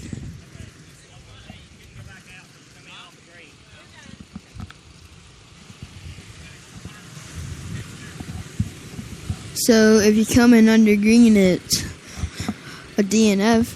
You're DQ'd, but he was already coming in when the caution came out, so they could have came back out, but the car was probably messed up from the hit earlier coming into turn 3 on the restart. So you're not allowed to come into the pit road under green flag racing conditions, so that ends Joey Robertson's day. That car had been having issues on the past couple of restarts. Our lineup, when we go back to green flag racing, our leader will be Justin Opplinger. Running in second will be Alex Anderson. Third, Nick Loden. And then I'm not quite sure what the lineup is past then. Fourth will be Lucas Sipka. Fifth, Jared Orrell. Sixth, Christopher Opplinger. And seventh, I said get the one to go in the green flag waves. Green flag back out in the air for your leader, Justin Opplinger. Alex Anderson right on his bumper. Anderson's going to look low down the front straightaway. Gets the job done. Move Anderson up into the lead. Justin Opplinger able to stay right on Anderson's bumper, however, as Christopher Opplinger's car definitely not to his liking in terms of handling, as it's sideways in pretty much every corner. Christopher back in the 7th place running position. Justin Opplinger's going to look low under Alex Anderson for the lead there. Move Justin up in the lead. There goes Nick Loden. Loden's going to dive under Anderson, get the 2nd place running position. As Christopher Opplinger's day ends, he pulled into the pit, so that's another DQ. Battle for second heating up. Connor Yonchuk now is able to get by Nick Loden for second. Justin Opplinger has about 3 car lengths separating him and Yonchuk. Yonchuk was the quickest car out on the track earlier before getting in a wreck with Christopher Opplinger. He's now got 4 laps to catch 2 car lengths up to Justin Opplinger. Yonchuk has slowly but surely closed the gap. 1 car length separating him and Opplinger. Green flag out, 2 laps left to go for Connor Yonchuk. Yonchuk right on the back bumper of Opplinger. White flag in the air. Is Yonchuk going to be able to get the job done? He's going to look low down the back straightaway, and he's going to get the job done. Give the win to Connor Yonchuk. Yonchuk was leading the race earlier. He got involved in an incident there, and he goes for the pass down the back straightaway and is able to pick up the win by about a nose over Justin Opplinger there. Great win by Yonchuk. That was definitely some great driving by Connor Yonchuk there.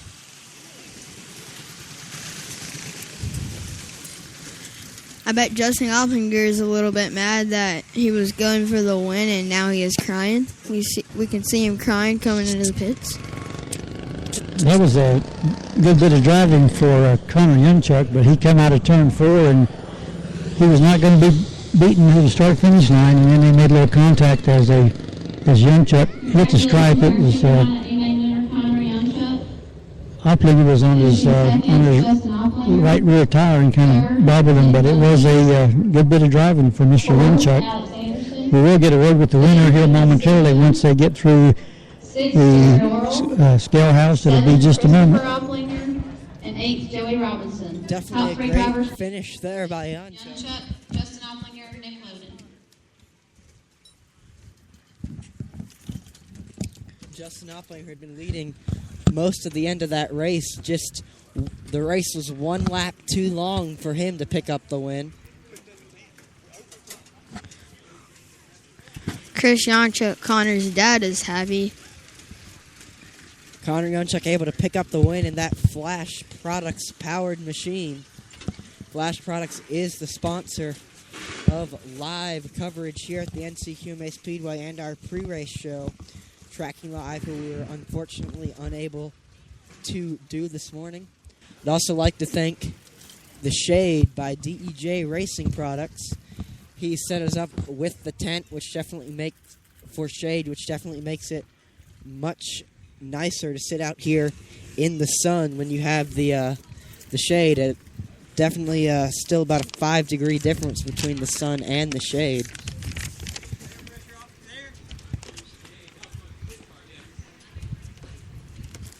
As Blue Rookie will be rolling out next.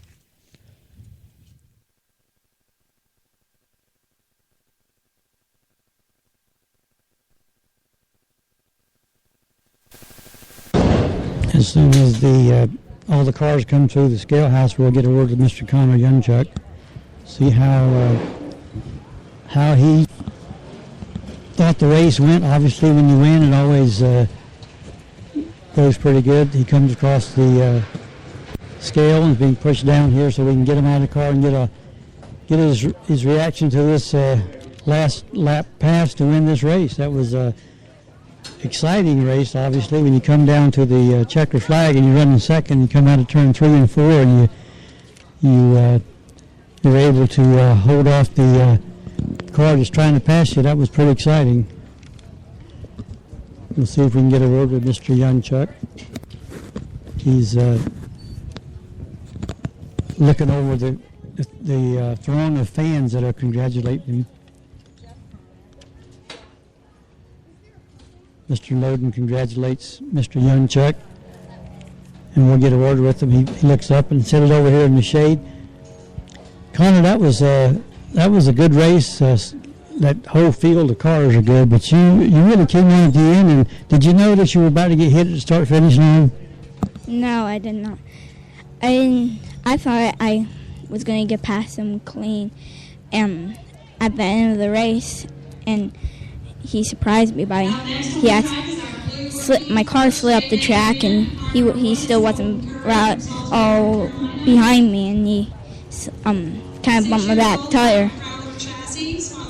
But it about spun out there, but I still kept it going. Well, that was a good race. That Flash engine really had the power, didn't it? Yeah. So congratulations on a great win. I'm sure we'll see you again in victory lane. Thanks. Connor Yunchuk, the winner of a very exciting race that, as he said, he didn't realize that he wasn't clear of Opplinger when his car slid up the track. They did get together, but it was no harm, no foul, and he was able to capture that checker flag. So we'll throw it back up to Mr. Hatfield. We have the Blue Rookies on the track.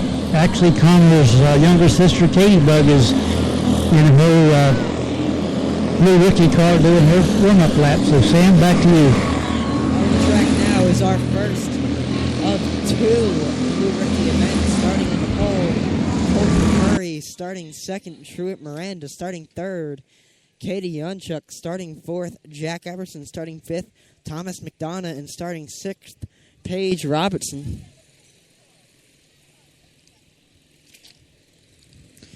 So that is your lineup for the Blue Rookie A-Main event number 1. Due to the large amount of blue rookies we have today, we have 2 different blue rookie events.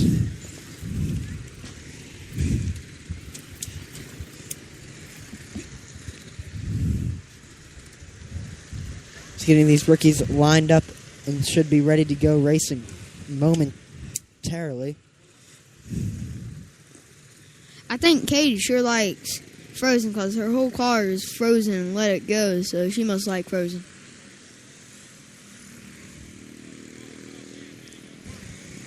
And that pretty pink helmet, I wish I had that helmet. Gauge in pink, I could see that. Hey, it's for breast cancer. You got to save the cancer, people.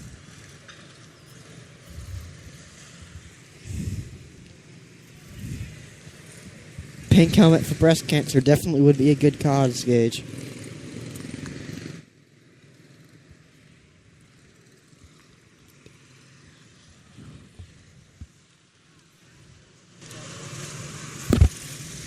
As they get the one to go signal. Curry and Miranda going to lead him down the back straightaway into turn number 3. Green flag will fly. Curry able to get the jump he wants on the start. Leave Miranda out to the outside line. Miranda 3 wide into the corner. Train as 3 wide. Miranda slams red flag. Red into flag the front comes out. straightaway wall. That's going to bring out a red flag. This is a medical red flag. Please do not touch your cars. As medical red comes out.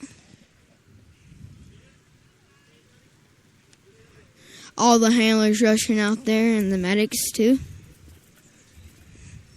That was a hard hit into the wall. The front halfway under the wall.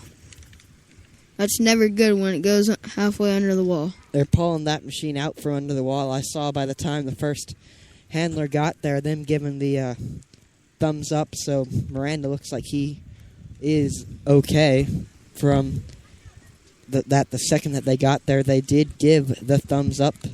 So they're putting that car up on a dolly, bringing it into the pit lane. We got 3 wide racing there. I'm not quite sure who the 2 cars were under Miranda, but when we went 3 wide in turn number 4, they just simply ran out of room and Miranda hard into the outside wall. Yeah, I think Truett was trying to avoid the 2 cars. Like you said, they took all the room on the track, and he had nowhere to go, and he just went straight into the wall. It surely sounded a lot worse than it turned out to be, but I'm sure he's a little bit shaken up. But he was there was people on the scene immediately making sure that Truett was okay. Now we're going to have to put the wall back in the proper position and line on the straightaway here. That was move the wall back a little, change the positioning of the wall, so they did have to move this soft wall, safer barrier back into position. As that car being pulled into the pits and that whole front end is totally bent up, there's no way that car is going to make it back out. It looks like the axle's bent up. Instead of being straight, it's all the way bent into the side as that axle's going 6 foot under the ground. That was a hard hit into a wall. It obviously it absorbed all the energy and kept the driver safe, but the front end of that car is going to have to be replaced. It looks like it's really bent up under the front end. So kind of a scary start to the Blue Rookie race, but luckily no one is injured. We'll get some cars fixed, and they'll be back the next race weekend to try it again. That's going to leave 5 cars on the track waiting for the... Okay, they've given them the go-ahead to push them off and get them started. So we'll turn it back over to Mr. Hatfield and Mr. Gage Painter.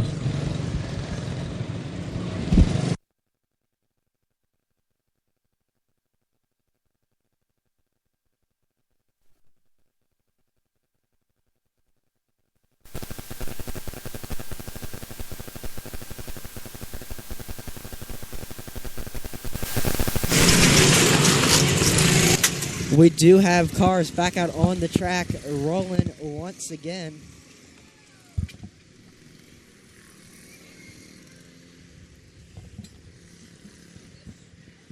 As they're getting lined up here. Our order is leader one- is Colton Curry running in second, Katie Unchuk running in third. We have Jack Everson in fourth, Thomas McDonough, and in fifth, Paige Robertson. The two-car of Miranda after that collision has not been able to make it back out on the speedway. A lot of drivers are over there with the Miranda machine checking them out. One to go, given this time by for Curry. He's going to lead him down the back straightaway into turn number 3. The green flag will not fly as they picked up the throttle just a little too early, caused a good bit of separation between the machines, so that's bringing out a yellow flag.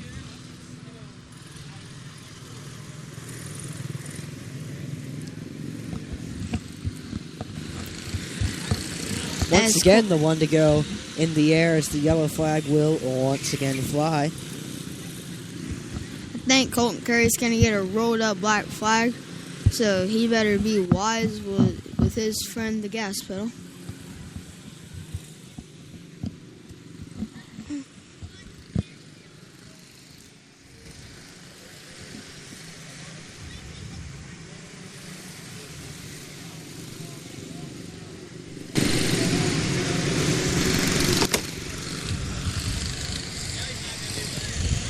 Once again, they're given the one to go.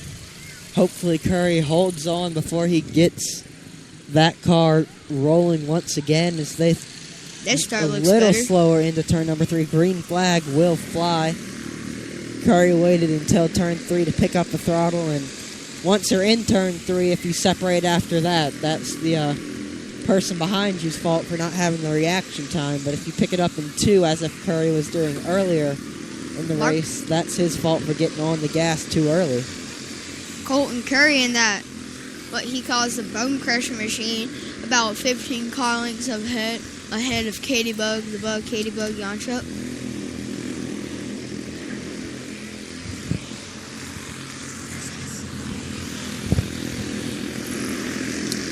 $20 laps aside in this one.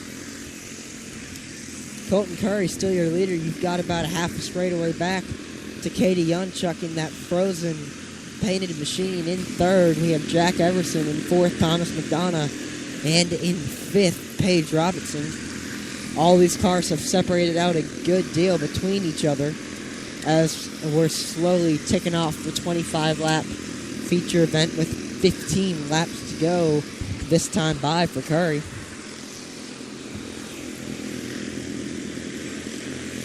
Curry looking real fast this weekend. I'm sure that bone crusher's making him fast.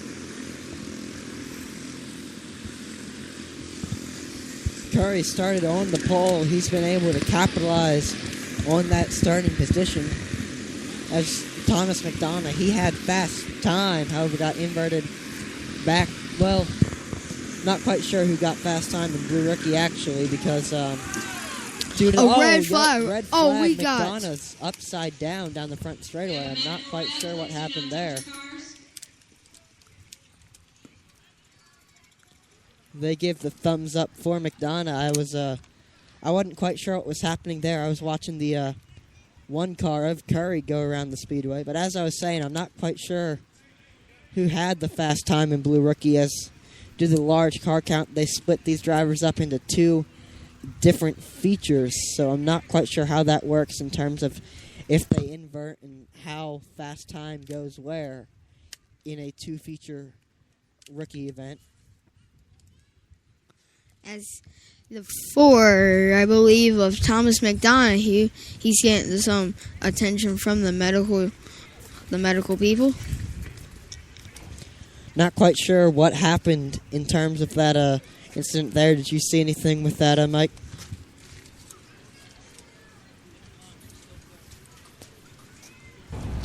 Actually, I was turning to walk over here, and I heard over my right shoulder a familiar sound of a car hitting a wall. And I saw Mr. McDonough on the side, and everything just came to a stop. He immediately went out, and they're checking him out now. I don't know if there's any serious injury. He's just probably again a little bit shaken up. He's probably got a few bruises from his knees hitting the sidebar going down with the steering wheel. So when you roll over like that, you can get your knees banged up inside the cockpit, I guess, and it kind of hurts. Yeah, I'm going through that stage last weekend in Ohio, barreled, and got a few bruises on my knees from hitting. Looks like they're going to put the car up on a dolly and roll him off the track. He is remaining in his strapped in the car with his helmet and uniform. He's still, I don't know if they're going to do some further evaluation, but he is remaining in the car, and they're pushing him over toward the turn 3 exit from the track.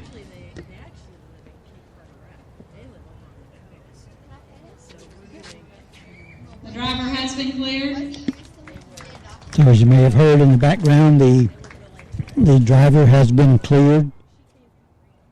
So that's always good news when the driver is able to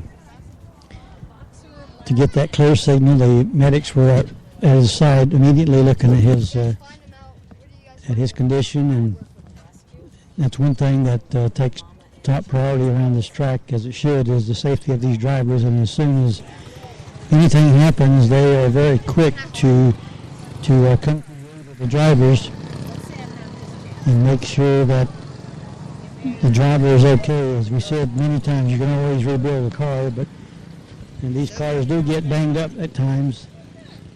Seems like the more competitive the class, the more serious the wrecks or the collisions get with the stiffer competition. In this particular race, you got the blue rookies, but right now they're racing like they're points racing. A very good race so far. It's just unfortunate that Mr. McDonough had to end up on his side. His dad's over here talking to him, getting feeling better. So now everybody's laughing and carrying on. So we know that Thomas is okay.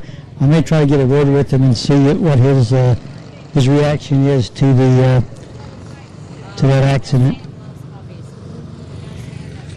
We have everyone following around our booth now as I brought a new broadcaster up to the booth, a cute little boxer puppy with the Blue Ridge Boxer Rescue. If you're looking to adopt a dog, boxers are definitely great puppies. Call up the Blue Ridge Boxer Rescue. They've got a ton of cute little puppies and also older dogs who've been housebroken to take home and adopt. So definitely a great place to look if you're looking for a new best friend. They've got the race back underway on the track, the Blue Rookie race, with 12 laps of green flag racing left in this Blue Rookie event. Colton Curry still your leader, running in second is Katie Armstrong in third, Jack Everson in fourth, Paige Robertson. Curry still holding on to the lead. He's had the majority of the race. Curry, your leader by about a half a track of front of second place, as the yellow flag has now come out as Everson and Yunchuk make contact in turn number 2. That's going to bring out a yellow. Well, it looks like they're making dinner plans for tonight, hands all up in the air. Probably saying, hey, what do you want for dinner tonight?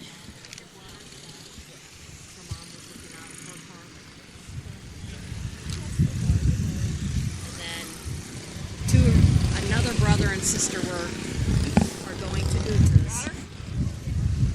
Not by me. It's heavy. She weighs about 15 pounds. Hey.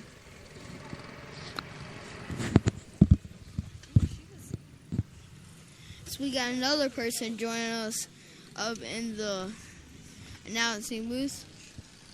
A cute little puppy. Green flag was about to go out that time by. The positive here is that everything's so big. Getting it on the other side. Let's get you over here.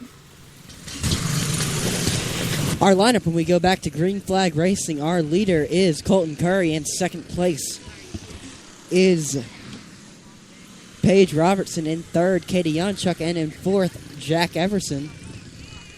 That is your 4 cars left in this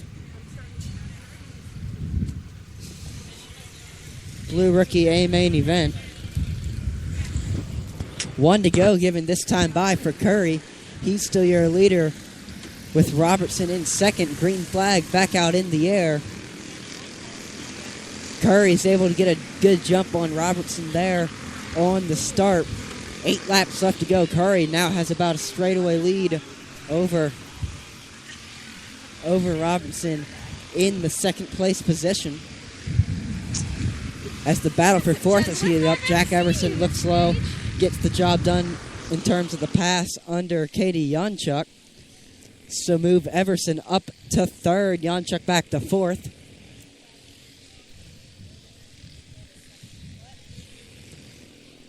Three laps left to go this time by. Colton Curry, still your leader. He has about a straightaway lead with Robertson back in second. Slow. Green flag in the air this time by. 2 more times around for Colton Curry. White flag this time by. 1 more time around for Colton Curry. He's going to head down the back straightaway. Out of turn number 4. Give the win to Colton Curry. Second place to Paige Robertson. Third to Jack Everson. Fourth to Katie Yonchuk. As that concludes our first Blue Rookie A main event.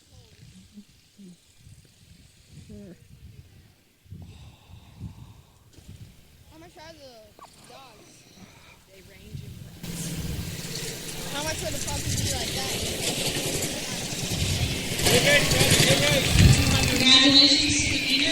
that? So that concludes our Blue Rookie A main event. Colton Curry out getting his victory lap now after picking up the win in Blue Rookie. Curry led from flag to flag with the dominant car on the track. So the Currys are 2 for 2 so far. 1 more race left for the Currys to win before they sweep the weekend in 3 classes with 2 drivers. Curry Family Racing having a great run so far this weekend. Finishing order for your Blue Rookie A main event: Colton Curry, first place; second place, Paige Robinson; third place, Jack Everson; fourth place, Katie Yonchuk; fifth place, Thomas McDonough; sixth place, Truett Miranda. Top 3 drivers, please report to tech: Curry, Robinson, Everson. And then we have another. So that concludes our first out of 2 Blue Rookie A main events. We have 1 more Blue Rookie A main event coming up soon. So we're going to try and get a word with Colton Curry soon.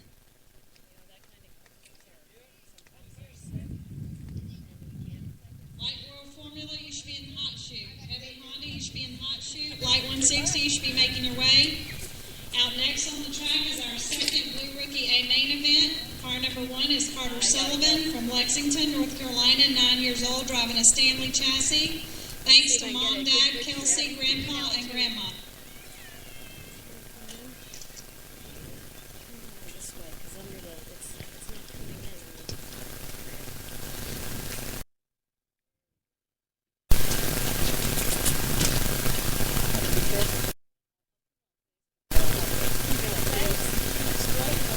All right, now turn this way. Now. And car number 2 is Coy Jarrett from Trinity, North Carolina, 10 years old, driving a Stanley chassis. Sponsors are Lick Creek Lubrications, Mom and Dad, Uncle James. Car number 3 is Dylan Thomas from Lake Wiley, South Carolina, 6 years old, driving a Stanley. I do have Mr. Colton Curry back here in the garage area. He is going to talk to me because he's giving me a not a mean look, but a curious look. He's climbing out of the top of his car. Well, it's great to be young to be able to do that. Colton, you led that race from the very first lap to the very last lap. Was it fun? Yes.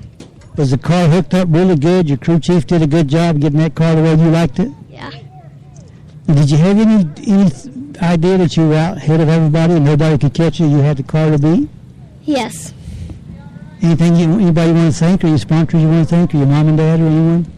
I would like to thank my mom and dad, Grandpa and Grandpa, Truett Monkey Miranda, and Tyler and Cody and Dave. Well, very good. Congratulations on a great run. Thank you. Thank you. That was Colton Curry, the blue rookie, the first race blue rookie runner here today, and he did a great job. As you said, he led from the drop of the green. So now we'll have the second blue rookie race, and we'll throw it back over to Sam. Colton Curry picking up the win. Blue Rookie A main event number 1. Now on the track is Blue Rookie A main event number 2. Starting on the pole, Carter Sullivan. Starting second, Coy Jarrett. Starting third, Dylan Thomas. Starting fourth, Marcus Everson. And starting fifth, Dexter Kneep Jr.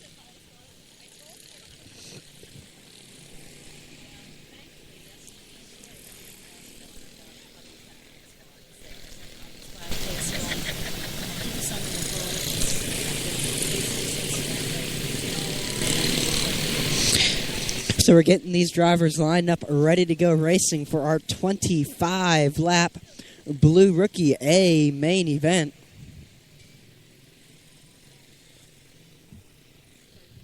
This is our second of 2 Blue Rookie A main events. We've had a great show out of Blue Rookies here. A total of 11 Blue Rookies made the call this weekend. So we're getting these drivers double filed up, ready to go racing momentarily.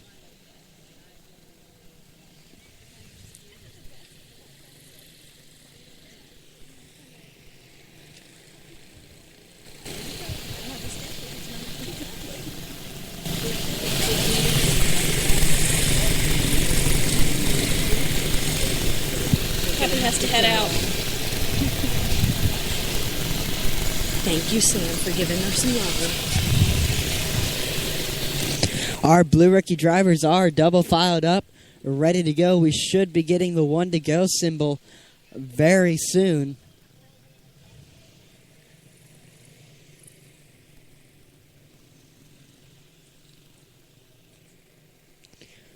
Sullivan, Jarrett, Thomas, Everson, Kneep the third, your lineup. Dexter Kneip the third has won several races so far this year in the Blue Rookie A main events. In the Blue Rookie A main events. Let me try to get my wording right. He has won several Blue Rookie A main events this year. There we go. I figured it out. So this time he has a challenge in front of him. And he was our driver of the week, Sam, last week for the last time we raced here on September the 6th. He was driver of the week. So Dexter looking to pick up another win in the Blue Rookie division. He'll have to start from 5th and battle his way up to 1st in order to do so. So definitely a tough task ahead of Dexter.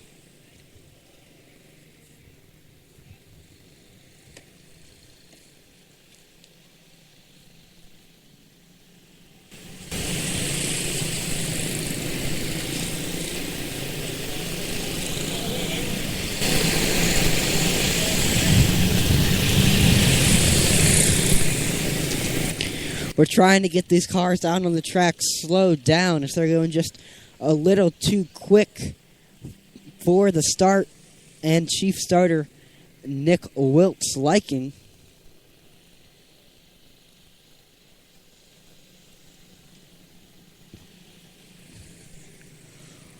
One to go will be given this time by Sullivan and Jarrett. Going to lead him into turn number 3. Green flag will fly. Jarrett's able to get the jump from the second place starting position as the yellow has flown. That start does end up getting called off.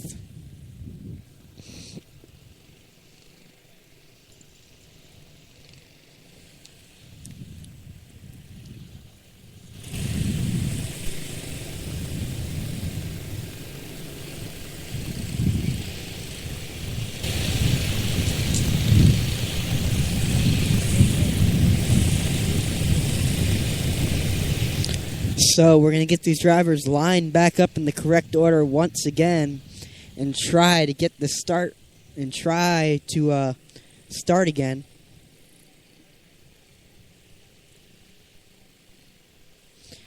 Next out on the track is our light World Formula Cup race event. That race is containing 3 cars. Each car will get the coveted Cup trophy.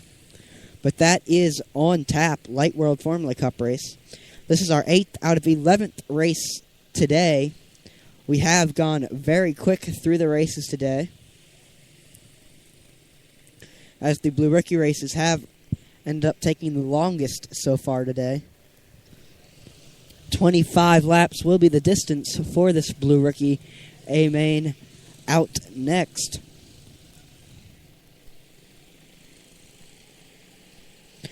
One to go has been given. Green flag in the air. Jarrett doesn't get the start he wants this time as Kniep looks low from 5th place. He makes it 3 wide down the front straightaway. He goes from 5th to 2nd just like that. Great run there for Kniep.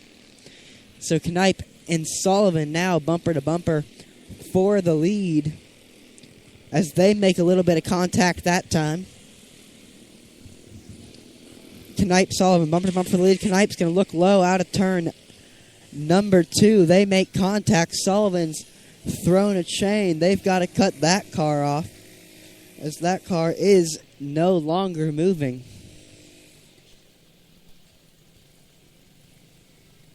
So the yellow flag is out the chain, which is the goes around the 2 gears we have on these cars, keeps them moving, has fallen off during the contact between Kniep and Sullivan while they were battling for the lead. So Sullivan will have to head into the pits, get that fixed, and he'll come out in the 5th place position.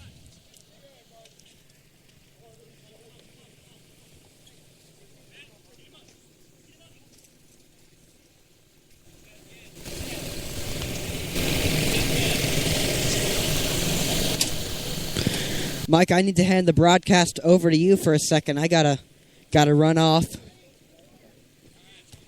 So we're back here live at the start-finish line, waiting for the restart on the second of 2 Blue Rookie races, 25-lap event. They've completed 3 laps, and they've had a car that actually it was a battle for the lead, the number 1 car of Carter Sullivan and the number 5 of Dexter Kniep III kind of locked wheels down the backstretch and brought out this caution. So by rule, they would put the 5 car to the back of the field into 1 car. Since the 1 car did come to a complete stop on the track, he is still trying to catch up to the field. He's about a half a lap behind now. He's picking up speed down the backstretch. Hopefully they'll get this single file restart underway here momentarily.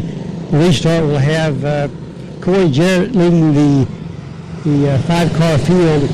In 2nd will be Dylan Thomas, and then 3rd Marcus Everson, and 4th is Dexter Kniep III, and bringing up the tail end of the field is number 1 Carter Sullivan. So it looks like the starter is pleased with the lineup. They're going down the back stretch. He's going to wave it off. Looks like they try to have all these cars hit the gas. There's a yellow stripe right before you enter turn 3, and that's where the go line is, where you can hit the gas when you get to that point. And sometimes one of the drivers may not hit the gas in time, and he'll get bumped from the back, or one guy will go and he'll separate the field. They're trying to get the field to come to the start-finish line as closely bunched together as possible. And again, these are Blue Rookies this is their 2nd class of racing above the very beginning Red Rookie classes. And all these racers are learning, but they're all also some very good drivers out in this field. Now they're going to wave the green flag with the restart. Jarrett takes them across the start-finish line. Going down the backstretch, Jarrett has about a 1.5 to 2 car length lead over Dylan Thomas. Dexter Kniep goes around Everson to take 3rd place. He's about 5 or 6 car lengths behind the 2nd place car of Dylan Thomas. He's starting to close that gap up on the backstretch down to about 3 car lengths now between Dexter Kniep III and Dylan Thomas. 1 car length as they enter turn 3. Kniep is on Thomas's bumper, backs off to go through the corner. Now he dives low down the front stretch and dives underneath Dylan Thomas. Little contact coming out of turn 1, but no harm, no foul. Knight takes second place. Now he's on a mission to catch Corey Jarrett, who's leading the race by about a half a car length with 15 laps to go. Knight drops down turn 1 and 2, and he takes the lead away from Corey Jarrett coming out of turn 2. Knight the third, crossing the stripe about a car length ahead of Corey Jarrett. Third place is Dylan Thomas. So Knight is now stretching that lead up to about 3 car lengths over Corey Jarrett as the laps are starting to wind down. We got 11 laps to go of this 25-lap feature in the Blue Rookie race here at the NCQMA in Salisbury, North Carolina, brought to you by Flash Products, the #1 race engine in NCQMA and all the quarter midget racing in the country. Knight is slowly but surely extending his lead to about a quarter of a lap. Looks like he's pretty much on a Sunday afternoon stroll here with no challenging from the back. He's about to catch the tail end of the field here. It's 7 laps. It'll be 6 laps when they cross the stripe this time. 6 laps of racing, and Knight the third is on the bumper of a lap car. We'll see how he can negotiate those 2 slower cars. He gets around one of the lap cars very easily in turn 1 and 2. Now he's got 4 laps to go with a lap car in front of him and a lap car between he and the second place car. He gets around the other lap car to clear those competitors. Now he's got just about a half a lap lead over Corey Jarrett. Knight the third coming around for the white flag. 1 circuit to go to win the Blue Rookie 25-lap A main event here at NCQMA. Dexter Knight the third takes a checker flag, followed across the stripe by Corey Jarrett in second place. A great run by Dexter Knight the third. As we said earlier, Dexter was our driver of the week from the September 6th race here at NCQMA, and that young man has been really showing a lot of skill in his very first year of quarter midget racing. He did had a lot of wins in the red rookie, and then he moved up to blue, and it's almost like second nature to him. I know his dad and his grandfather are both race car drivers, and it's kind of in the family, and he's really doing a good job. He's taking his victory lap. Got those eyes focused on what he's doing. So had made a clean handoff back to the starter. We will get a word with Dexter Knight the third when they get through the scale house. Great win by Knight there. Are you back in the booth, Mr. Hatfield? I am. So everything is okay in your world? I was in the booth for a while, and you were doing a great job with the announcing. So I've been listening to you, Sam, trying to imitate my idol. Sat and listened. I bet you were on your phone too, weren't you? Yeah. So while you do the interview, I'm gonna go get set up for the cup race up next. Okay, we will do that. So as soon as they get through as they get through the scale, we will have a word with Mr. Knight III, Dexter Knight III, young man who is, he's certainly gotten used to finding his way to victory lane around this NCQMA track. He actually, on this particular race, he had to start at the rear after he came through the field one time and was battling for the lead with another car, with Carter Sullivan, and the 2 of those cars got together, ran up on the back tire and brought out a caution. So both the 1 and the 5 car, Sullivan and Knight, had to go to the rear for a restart, and it was like Dexter Knight says, I'm not going to stay in last place, I'm going to get right back up to the front, and he very methodically picked his way through the field, actually lapped 2 cars before the final, before the checker flag was waved. So his car was hooked up really great, good speed, good handling, and you throw in a great driver in Mr. Knight III, then you got a winning combination. So we'll see if we can get him to come over here and talk to us in the cool of the shade over here. Probably 20 degrees cooler over here in the shade. He's getting his belts unbuckled. He hops out, and he's heading over here to the our interview area. Dexter, I'm kind of getting used to interviewing you in Victory Lane. Is this kind of what you come down here for? Yep. Now your car, you had that little incident with the number 1 car. You had to go to the back, and you stayed there very long. And you ended up lapping 2 cars. Your car, did it feel good or handling really well? Yes, it did. So you won another race. Is this getting old winning races? Not really. Not really. You like to win? So this is your blue rookie. You did really well in red rookie. You won some blue rookie races. Will you be going into the competitive level here soon? Yep. Well, good luck to you. It was great, as always, when you're on the track. I see some great talent behind the wheel. I know you have good cars, but you also got a very good driver behind the wheel, so congratulations. Thank you. Dexter Knipe III, who picked up another win here in Blue Rookies. We're getting ready for the World Formula Cup race, which is a big event for the drivers. Each of the racing categories will have a special, what they call a cup race, one time during the season, and they get a very nice trophy for the top 3 finishers. It just so happens today that we have 3 cars in the field, so all 3 of these cars will get a beautiful trophy, emblematic of their podium finish in a cup race at the NCQMA. And you can hear the music going in the background.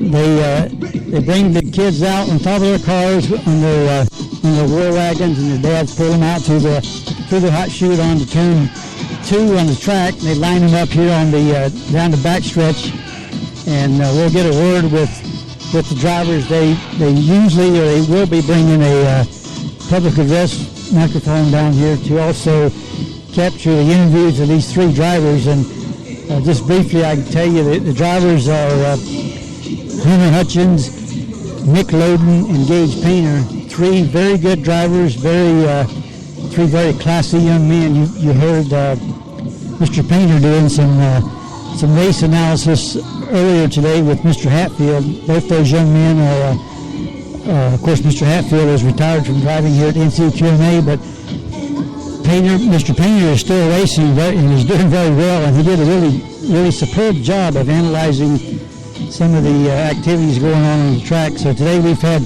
Gage Painter, we've had Jake Ruggles, and Ruggles is a former NCQMA driver, now driving in the Allison Legacy Series. So if you want to see what real racing's all about, and the dedication and the passion for the sport, come down to the NCQMA track in Salisbury, North Carolina. And folks, you can't believe the kind of talent these very, very young men and women show every race day on the track. They're learning a lot about how to set race cars up, when you hear Mr. Painter talk about his car, and you hear these other guys talk about a car may be loose or tight, or it needs an adjustment or here or there. It's really impressive. And these are kids that are 9, 10, 11, 12 years old. And a lot of them, I'm sure, have hopes of someday racing at a bigger level. And I'm sure a lot of them will end up doing that because they have all the right ingredients to become great race car drivers. And just as I look at this 3-car field, as we talked about these young folks, how well they carry themselves, how mature they act. You have three distinct personalities here with Gage Painter, Nick Loden, and Hunter Hutchins. Gage is always full of energy, and he's always out to help his fellow competitors. He interacts very much with all the other drivers, and he's just a great kid that just loves racing. Nick is he's more of a quiet type young man. Every now and then you can get a few words out of him, but he's so focused on his racing, he doesn't have a lot of things to say. Until he wins the race, he will talk to you. And Hunter Hutchins is another. He's a quiet young man that just loves racing. All 3 of these young fellows are they're just great representatives of racing anywhere in the country. They just carry themselves very well. They represent their sponsors very well. They're well-spoken young men, and this is their day for the for the big cup race. Is their time to shine, so to speak, and I'm sure they're all excited about being in the cup race. I think we're going to have Miss Anderson up in the top is going to introduce the drivers. I'm not sure how we're going to do this. They usually have a public address microphone down here on the track, and the last couple of cup races we were able to share the microphone with the PA system, and This is our Light World Formula, a main event. and we were able to broadcast their From Boonville, North Carolina. interviews on the air. Driving a Stanley chassis. His sponsors are Rod End Supply, H3 Motorsports Machine and Fab, Thomas Carpets, Hutchins Farms, NASCAR Tech Institute, J&J Cleanup, MK Matthews Auctionery, PAV Incorporated, and G7 Tire Non-Motor. What I'm going to do is, after they introduce the driver to the crowd, I'm going to do my own on-air interview. So I'm talking now with Mr. Hunter Hutchins, getting ready for a big cup race. And Hunter, is it as hot in that fire suit as it seems standing out here in this concrete? Extremely hot. Now you got a big cup race today. You got two pretty formidable competitors in Nick and Gage, but you know it's always decided on the track. So you'll have a chance to maybe go out there and do some damage with them. Maybe pick up a win. Yeah, hopefully. So has your dad got your car set up the way you like it and it's ready to go? He's not listening. You can tell me the truth. I really don't know about that. Well, I know you've got quite a few people that support you. You want to go through the name of your sponsors real quick on the air? H3 Motorsports Machine and Fab, Robbie Stanley Racing, MK Matthews Auctioneering, and NASCAR Technical Institute. Very good, and good luck to you today, and hopefully we'll see you in Victory Lane. Okay, thank you. Hunter Hutchins is one of the three competitors in today's cup race. We're going to see if we can get a word from the Ingersoll Rand race car driver, Mr. Nick Loden. Nick, how do you feel today? You've been, this is your big cup race. Is your car going to be good enough to maybe get us a win? I don't know. You don't know? Have you been satisfied today with what you've been racing so far? Kind of. Kind of.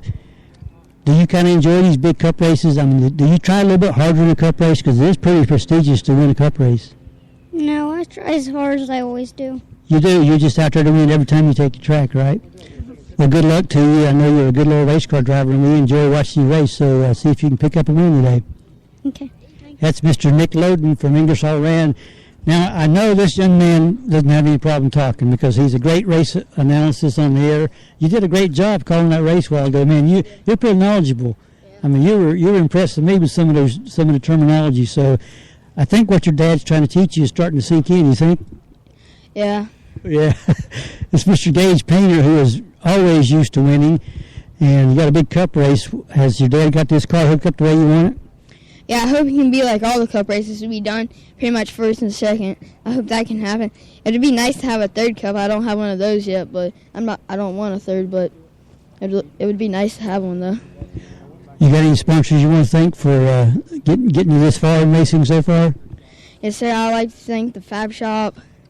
I like to thank all the people from KBM that come and help my dad work and pay for all the tires, and I'd like to thank Robbie Stanley Racing, Flash Engines, Radical Race Gear, and all my other sponsors, SRI and Stock Car Seal. Well, good luck to you in this big race, and hopefully you'll pull out a win for us. Thank you. Mr. Gage Painter, who is raring to go and get another big cup win today. So this three-car field is very competitive. As we said, you've got three different personalities, three different kind of cars. I mean, it's going to be fun to watch how this race develops. I know the previous two cup races this season here at the track, it seemed like the intensity is ramped up a notch or two, and the kids know that trophy is waiting over here on the side, and they want to go for that coveted cup trophy. And I'm sure we'll see some really great racing here in this big Light World Formula Cup race at the NCQMA. You know, sometimes when people stand on the track and they act like they don't know what they're doing, I sneak up to them and I start interviewing them on the air. So I've got Heather Opplinger here, whose two sons, Justin and Christopher. And Christopher was driver of the week for my August race, and also a national champion. So you spend a lot of time at this track, and tell the parents out there just how much enjoy you get out of this as a parent and as a family. This is very, very exciting, very fun. You make new family, new friends here. It's amazing to see how well the kids not only race together but play together, and it's a very special bond that we have. Well, I know the competition is one thing, but the friendships will last forever. That is correct. Well, congratulations on your two fine young sons who are great race car drivers. Thank you. Thank you, Heather Hoplinger, who she's very familiar face to the track. I'm going to pick up some debris off the track so we don't have a caution flag. Looks like a washer came loose from someone's wheel or tire or whatever. So we're going to head back off the track so they can get these cars fired up. They've got the 3 drivers strapped in. The safety folks have checked them out to make sure that the safety harnesses are connected properly and the helmets are secure and everything is ready to go. So it'll be just a few moments. And I got to give a shout out to my photographer today is Tracy Akers. Tracy is she fills in when Miss Hutchins has other obligations, and I got to be a little bit careful about when I bring these photographers down here because they show other people how good they are and how bad I am when I'm taking pictures. So I got to be a little careful.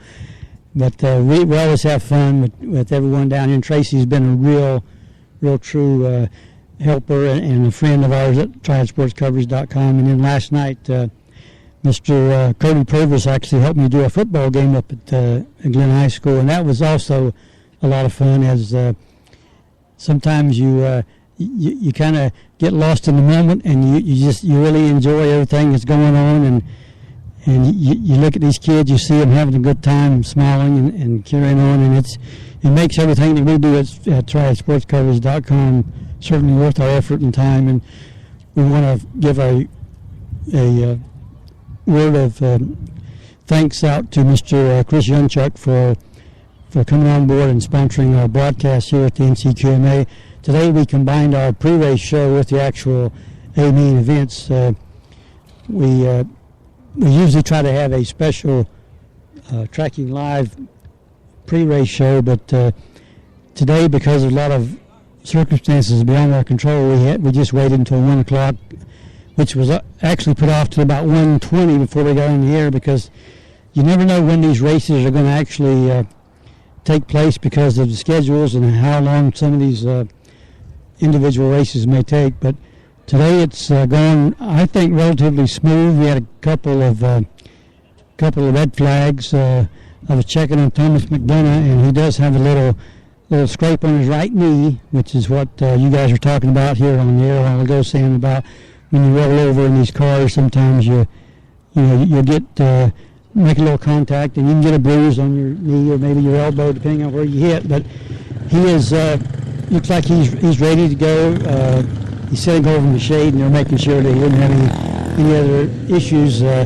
Fortunately, it was just he'll probably have a bruise or maybe a scar on his knee for a little bit, but he's resting comfortably and getting plenty of attention. His mom is putting a Band-Aid on his knee, and looks like he's in good shape. So we're going to turn this over to Mr. Hatfield if he's back from his vacation. Are you there, son? That wasn't really what I'd call a vacation. I had to sprint around the entire track trying to get a microphone for the PA system. And that ended up not working. Did not find one. So the only interview we had was what was on triadsportscoverage.com. We did interview each of the 3 drivers and had some interesting comments. Obviously, these Cup races mean a lot to these drivers, and we'll see how they're able to perform in these 35 laps of probably some pretty intense racing. You got Hunter Hutchins on the pole with Gage Painter on the outside, or Nick Loden on the outside front row, and Gage Painter will be starting third of the 3-car field. 1 to go, we're going to throw it back over to Sam. Green flag out in the air. The Light World Formula A main event. Gage Painter is going to try to look low under Hunter Hutchins on the start. Can't get the job done. Nick Loden able to get a great jump from the outside line there. Loden pulls straight up into the lead.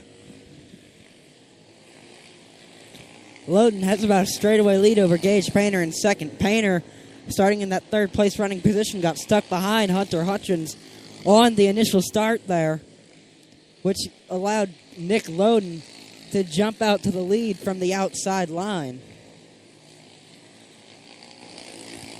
So Nick Loden is your leader. Painter in second. Hutchins in third with 28 laps to go in this Light World Formula Cup race event.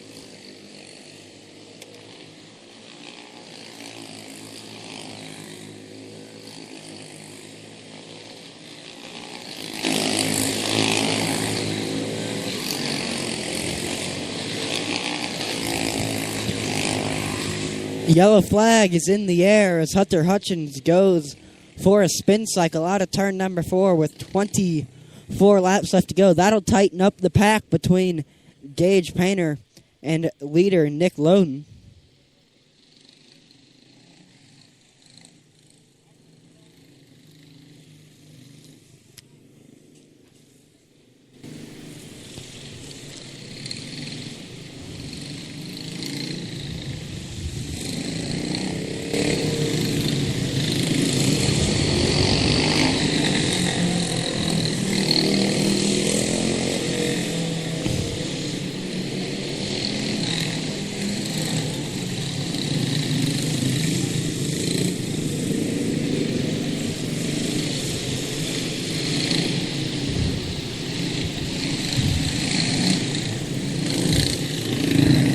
So we have our lineup once again out on track. Loden, Painter, Hutchins, your 3 drivers into turn number 3. Green flag back out in the air. Nick Loden, your leader. Gage Painter in second. Hunter Hutchins in third. Loden has about a half a car length advantage over Painter, running in the second place position. And then it's about 10 car lengths back to Hutchins, running in third. So the battle is definitely on between Nick Loden and Gage Painter. 2 cars in the lead. Loden's still your leader with 20 laps to go. This is Loden's second or third race in the World Formula Division. When he ran his first World Formula race, he was amazingly fast. And I said with a little more time, Loden's going to be one of the best World Formula drivers we have out there. He's proven that now by holding off Gage Painter, battling for a Cup race win.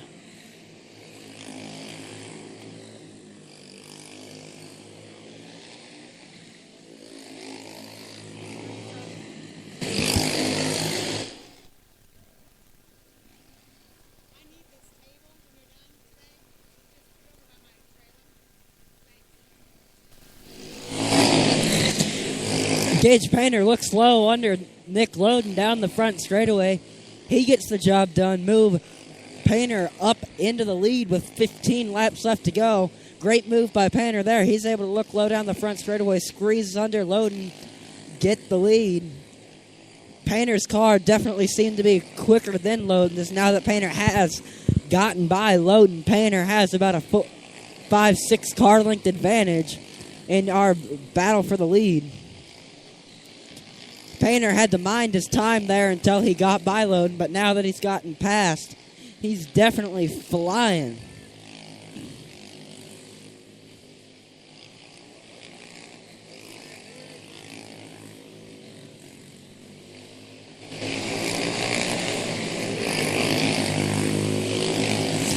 Gage Painter now beginning to catch up to Hunter Hutchins. He's going to try to put him a lap down. Gets the job done easily down the front straightaway. 2 laps to go. Gage Painter has about a straightaway lead over Nick Loden in second. White flag is in the air. Gage Painter is pretty much locked into this win. He heads down the back straightaway through 3 and 4. Give the win to Gage Painter. Second to Nick Loden. Third to Hunter Hutchins.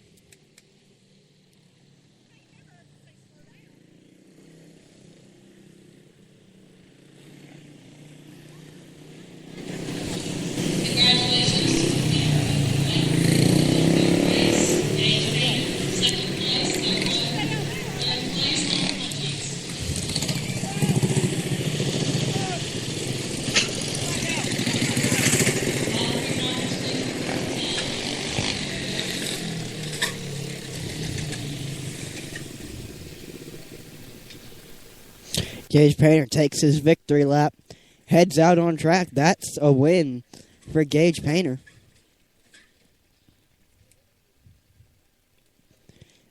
Gage took the pass for the lead with 15 laps to go. After doing so, leaving Nick Loden in the dust. Nick made a great run, though, out there. He's definitely going to be a force to be reckoned with once he gets a little more experience under his belt in this World Formula division.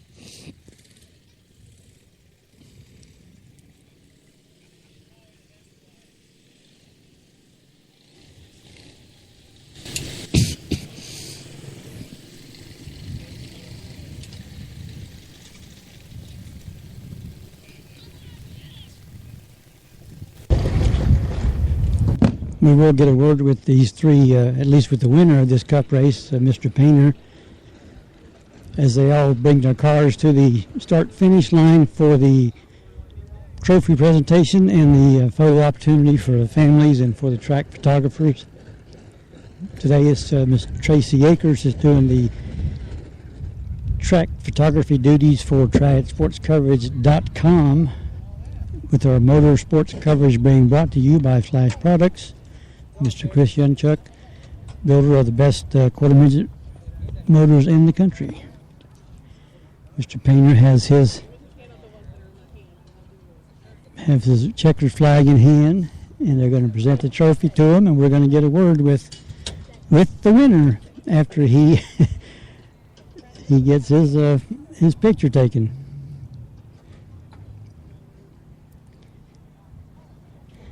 As we said, the top three finishers get a trophy.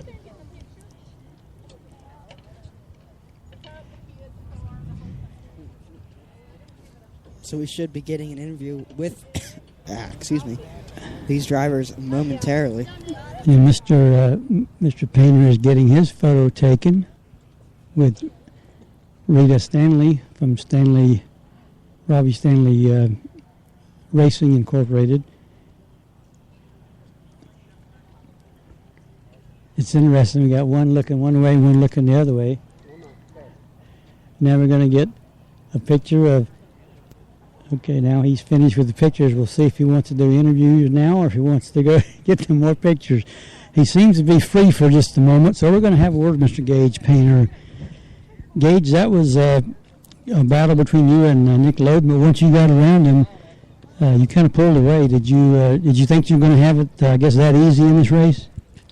I don't know. My dad said it would be free at the loose, and that was the truth, because coming out of the turn to the checkered, it was getting a little bit loose, and I'm used to the dirt side, so I could have dirt tracked it up because I'm just good at the dirt side. So. Well, that was a good bit of driving on your part, getting around Nick and then just kind of leaving him there. And so another cup win. How many cup races have you won now?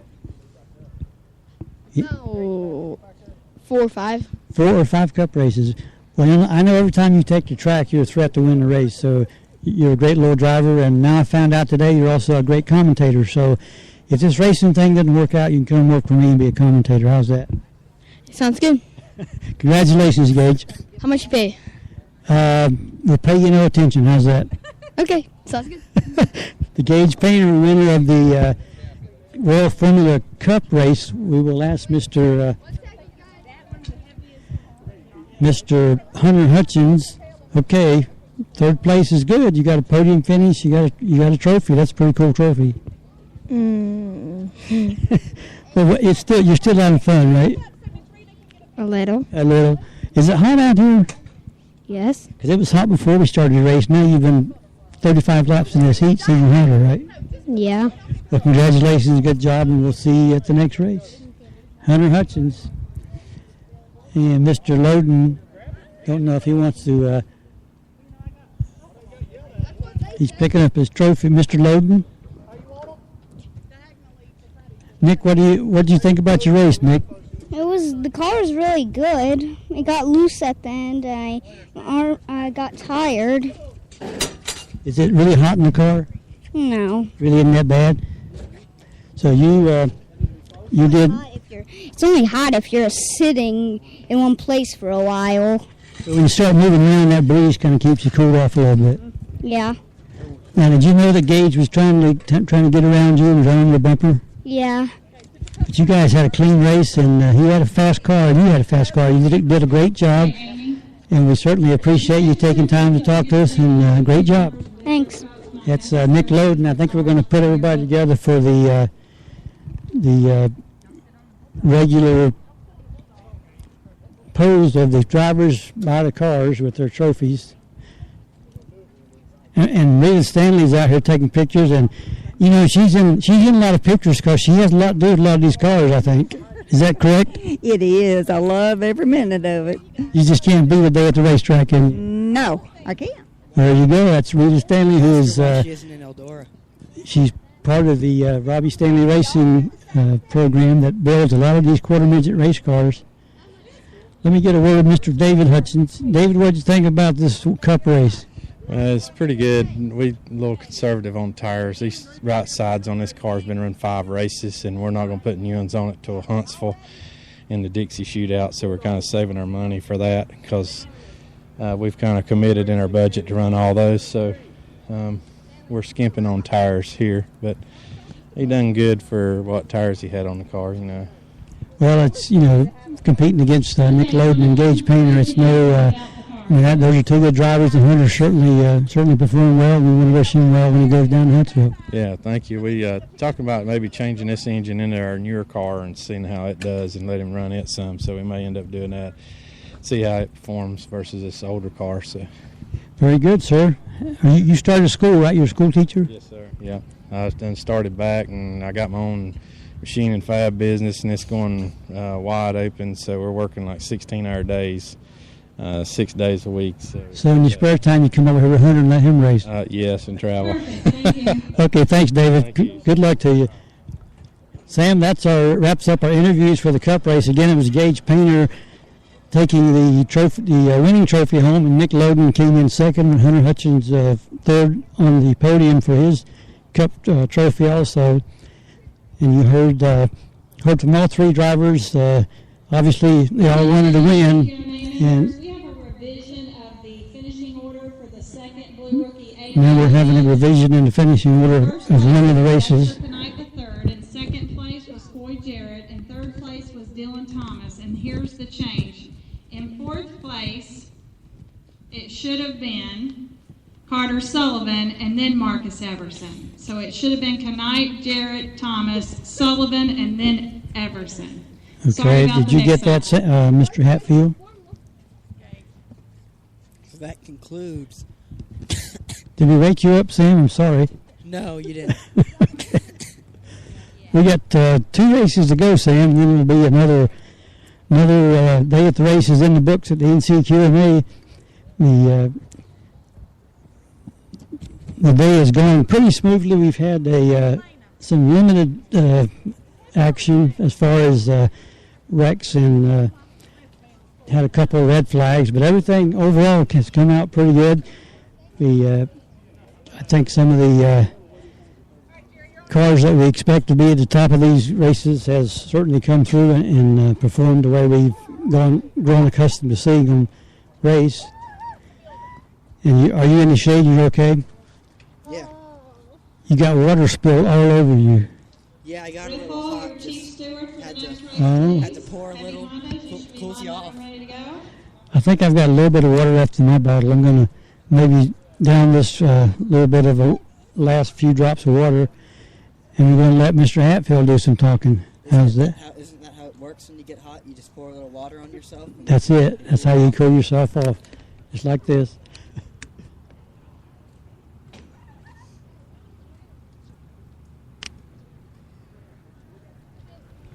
That's all the water I got. It is cooler under the shade of this tent provided by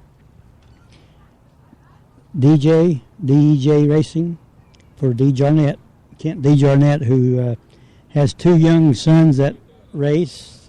I think his youngest son, Cale, is going to be racing starting pretty soon, I believe, because I think he's not even 5 years old yet, but he'll be out here when he reaches that magical 5-year-old.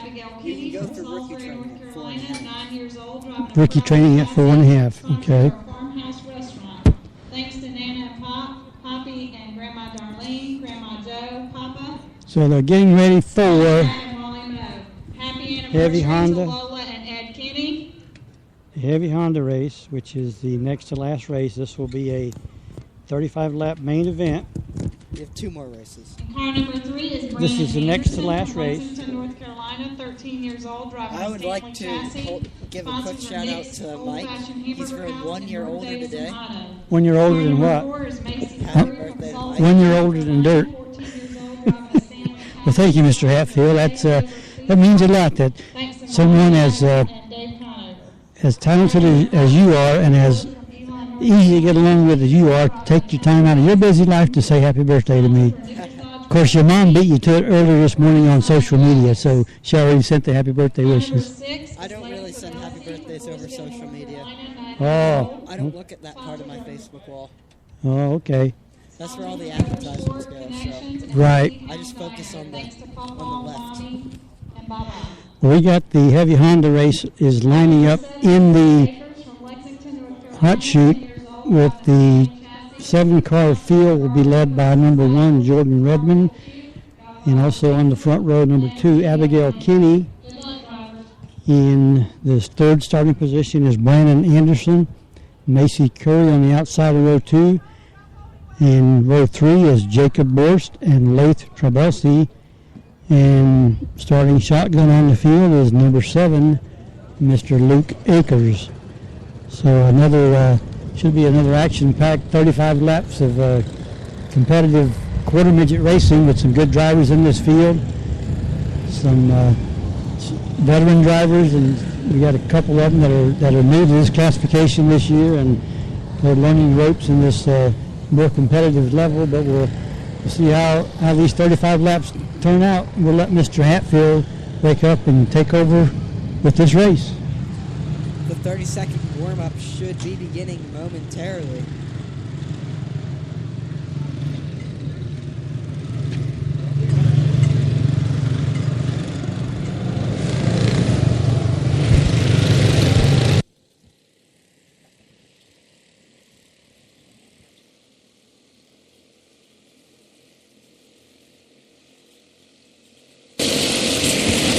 Out on the track now is Heavy Honda. They're out for their 30-second warm-up.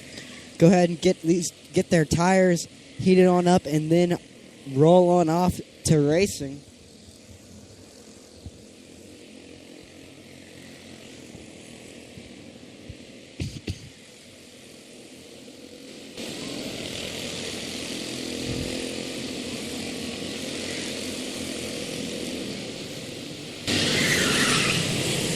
The 30-second warm-up has now expired, so we're going to get these drivers lined up side by side. We should be racing momentarily.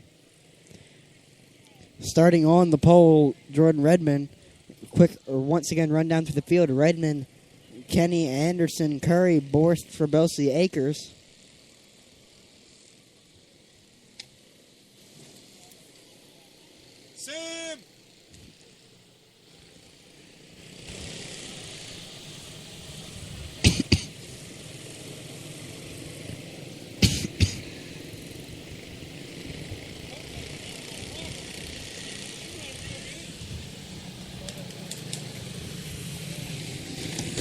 Our drivers have now lined up side by side. We should be rolling momentarily.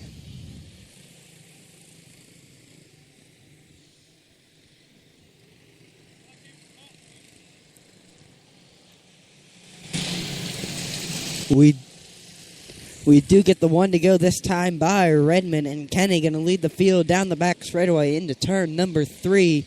Green flag will not fly as Kenny and Redmond picked up the throttle back in turn number 2, meaning that the field was not quite tight enough to go green flag racing.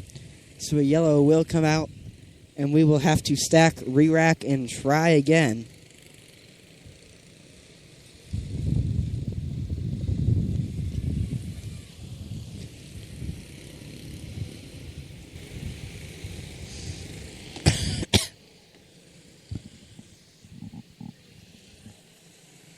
We will get the 1 to go once again, this time by, I believe. Nope, but I can't quite see the flagger due to our medic standing in turn number 4. Now we get the 1 to go this time by. Redmond and Kenny going to lead him down the back straightaway into turn number 3. Green flag back out in the air. Anderson's going to look low under Kenny down the back straightaway. Move Anderson up into the lead. Kenny's... excuse me. Kenny slides back to 5th. So Brandon Anderson, your new leader, Jordan Redmond, she started first. She's now in 2nd. Jacob Boris with fast time after getting inverted back to 3rd. Back to 5th. He's running in the 3rd place running position now with his eyes set on Jordan Redmond. He's going to look low down the back straightaway. Gets the job done. Brings Curry with him. So move Redmond back to 4th.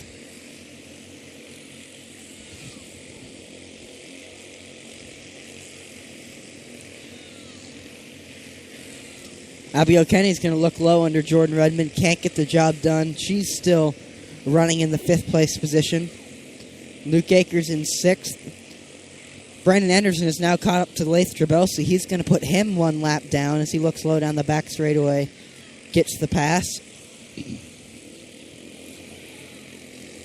So slide Anderson past Trabelsi. Trabelsi now 1 lap down. Battle for the lead now heating up. Anderson and Boris now nose to tail as Boris looks low down the front straightaway. Gets the job done as we do have 2 cars making contact down the front straightaway. That would be the 2 of Abigail Kenny and the 1 of Jordan Redmond. They both nearly slow to a stop as a yellow flag comes out. Jacob Boris had to get out of the throttle in order to avoid the 2 slow cars of Kenny and Redmond after getting contact down the front straightaway as he gets hit from behind by Brandon Anderson and goes for the spin cycle. A bit of accidental contact there.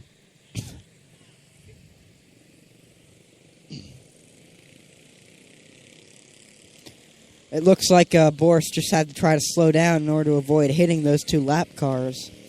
And Anderson really didn't have enough time to react and get out of the throttle and just got into Boris' bumper there. It definitely looked like a unfortunate racing accident.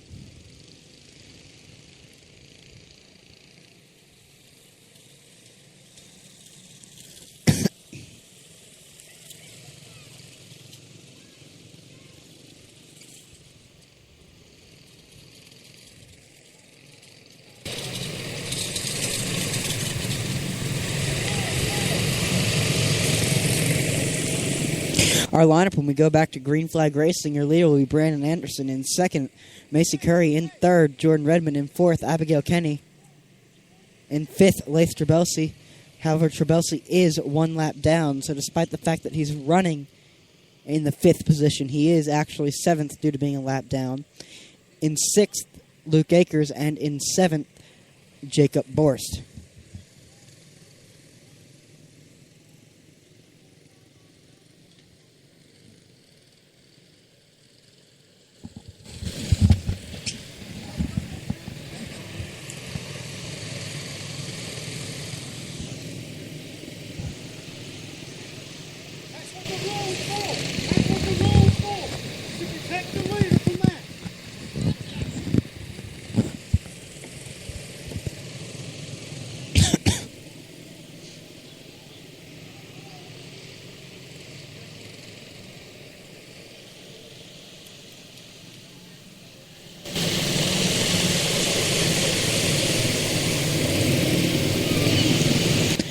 Had a little bit of a decision there on trying to make the correct call. So that's what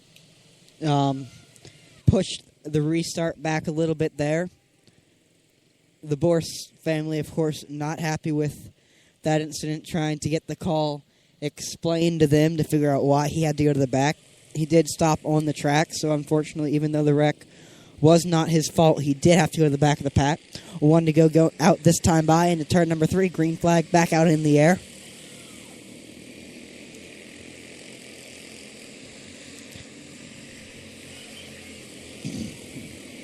Battle for the lead. Brandon Anderson, Macy Curry. They're both nose to tail for the lead.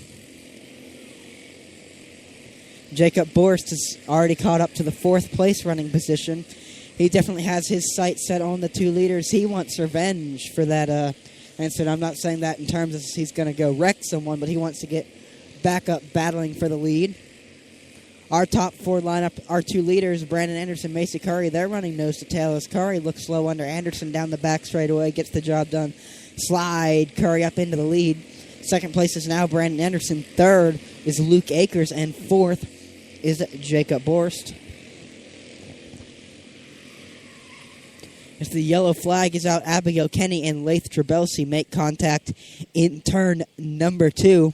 So that's going to bring out a yellow with 16 laps left to go in our Heavy Honda A main event.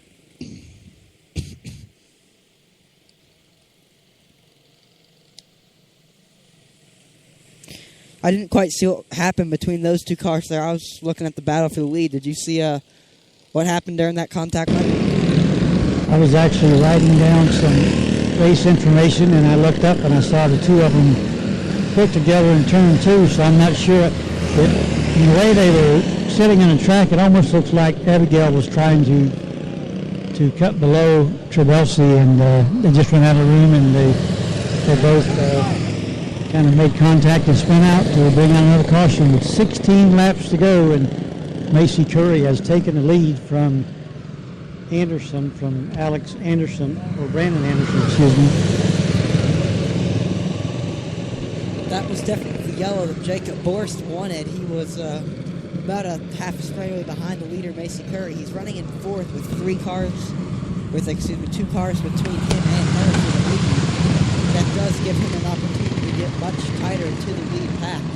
Our lineup, when we go back to Green Flag Racing, our leader, Macy Curry, in 2nd, Brandon Anderson in 3rd, Luke Akers in 4th, Jacob Borst in 5th, Jordan Reddick in 6th, Abigail Kenny, and in 7th, Laith Trabelsi.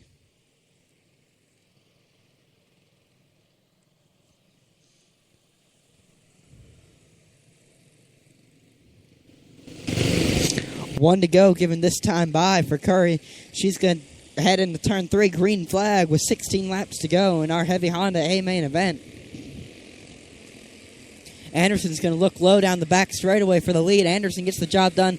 Anderson takes over the lead from Curry with 15 laps left to go. Jacob Borst able to take over 3rd place running position from Luke Akers. Borst now has his sights set on Curry in 2nd. Excuse me. Macy Curry looks low under Brandon Anderson down the back straightaway, gets the job done, slide Curry up into the lead. Borst follows her. So with 12 laps left to go, Macy Curry's your leader. Jacob Borst in 2nd, Brandon Anderson in 3rd. Borst now has his sights set on Macy Curry. Borst driving that black Talon chassis machine. He looks low down the back straightaway, gets the job done. Hand the lead over to Jacob Borst with 9 laps left to go. Our top 4 of Borst, Curry, Anderson, and Akers are all nose to tail. Akers has come out of nowhere and battling with the leaders. He's only about a car length off of Anderson's bumper. Definitely great to see Akers have this good run.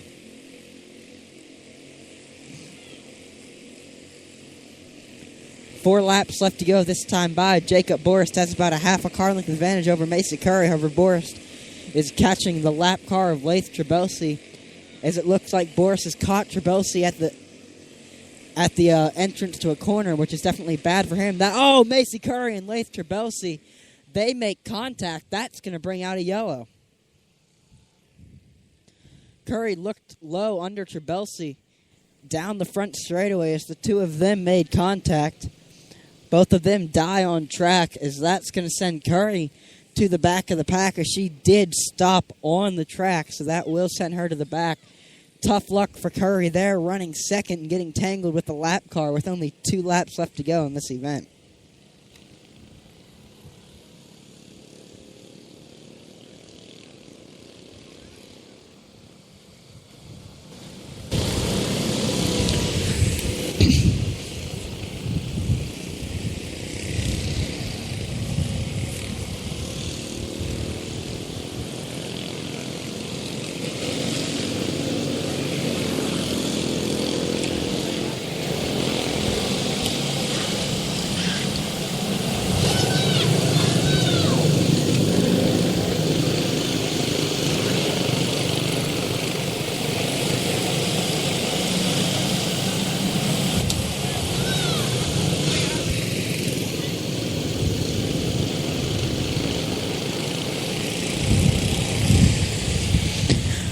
Our drivers are lined back up. Your leader is Jacob Borst running second, Brandon Anderson in third, Luke Akers in fourth, Jordan Redmond in fifth, Abigail Kenny in sixth, Macy Curry, and in seventh, one lap down, is Laith Trebelsi. Curry was running in second with 2 laps to go and made contact with the lap car. Tough break there for Curry, but she did stop on the track, so she does have to go to the back.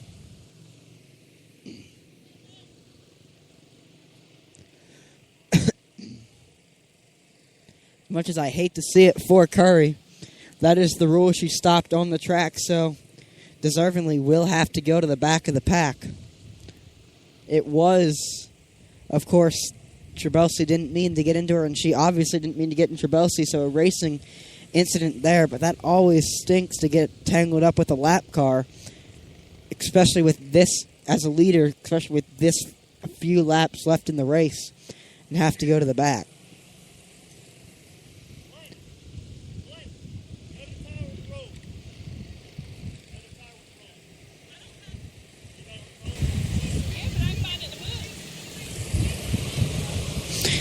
They are, however, trying to find a rule, as I do believe that somewhere in the rule book there is a rule saying that if a leader gets in a collision with a lapped down car, they get their spot back. I believe that might be a rule in the book. It does sound somewhat familiar, so we are going to have an extended yellow flag period as they are checking that rule.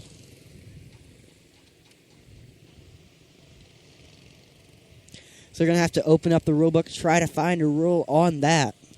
So I believe that was at some point a rule in the book. I'm not quite sure if it is there, but that is what they are checking on.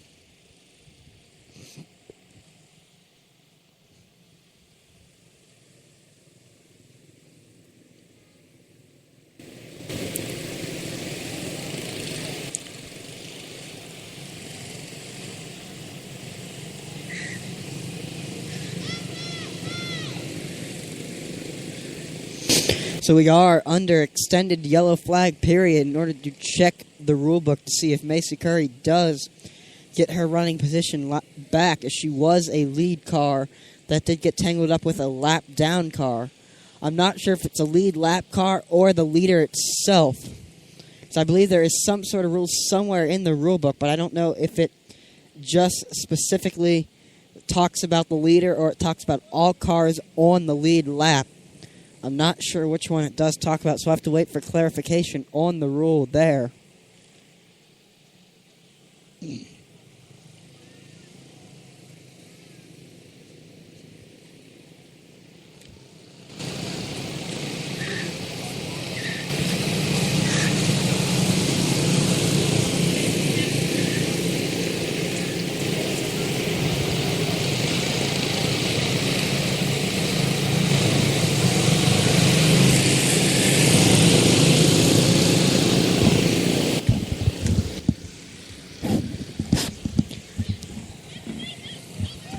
It sounds like by the rule they do give Curry back her running position in second.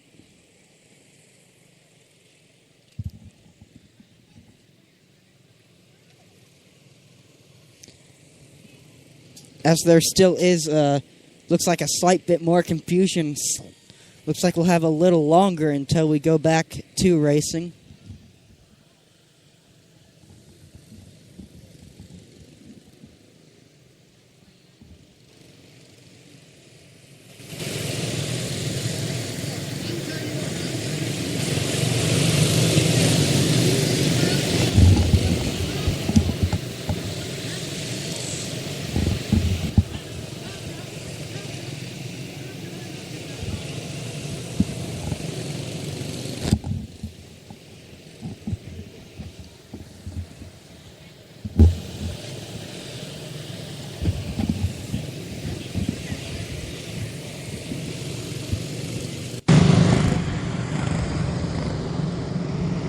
There is quite a bit of discussion about what the correct ruling should be, and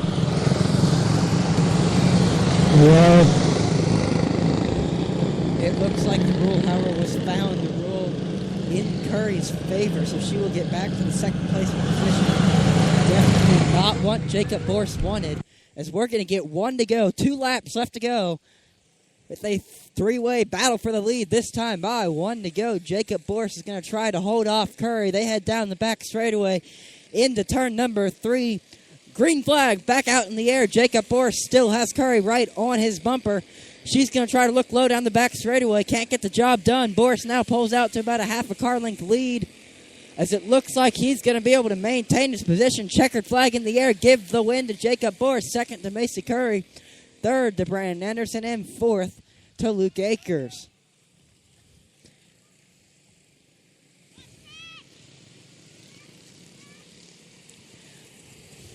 So Borst able to hold off Curry there at the end. Borst able to hold off Curry there at the end and hold on to the win.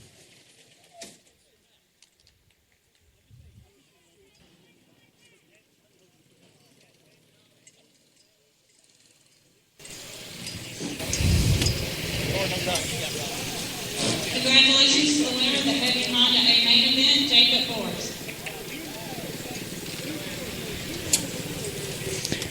Jacob Borst finishes up his victory lap, takes the win.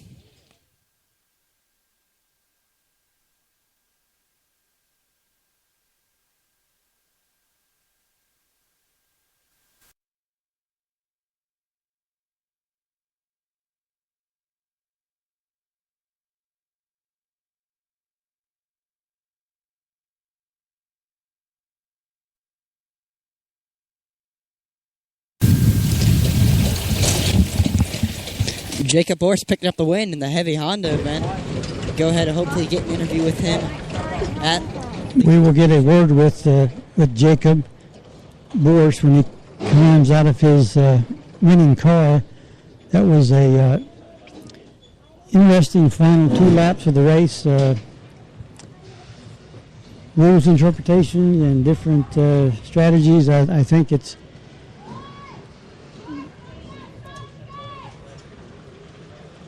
there was some good racing on the track, despite some of the disagreement on the rule interpretations. But I think the best car won that race, and Jacob Borst. He had a little bit too much for Macy Curry, although she had a great car. But I think Jacob had him pretty much covered in the race. Macy comes over to congratulate Mr. Borst, and she is heading back to her garage or her motorhome. And Mr. Borst climbs out. We're going to get him over here out of the way of all the action, because they have to pick these cars up quickly and put them on the 4-wheel cart and get them out of the way for the next race when they come through the scale house. And here goes Mr. Borst.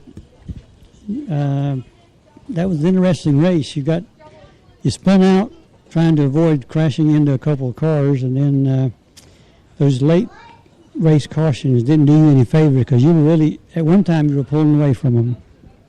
Yeah, we were on a pass if we caught up to them earlier, but they were going in the corners, so I had to lock up my brakes instead of spinning them out, and I go to the back. I had to lock up my brakes, and when I went to go turn, it just spun me out because my back tires locked up, and we came back up in the field, and we had I thought my dad and the other people had a talk and all that, and we came back up to the field, and that late caution kind of messed us up just a little bit, because we had a little bit of a dangerous lead. Well, I know you had a great car, and as we said earlier, when you came back to this track this year, you came back with great equipment, great finishes. I know it's hot out here and it's tiring, but you got to be having fun out there leading those races. Coming from back of the pack and passing all those cars, you got to be a thrill to you. Yeah, it's kind of hard when you're trying to pass people. They're kind of fast, and we we were trying to catch the top two, and we were a little bit catching up to them. And we had a caution. We catched up to them and passed both of them.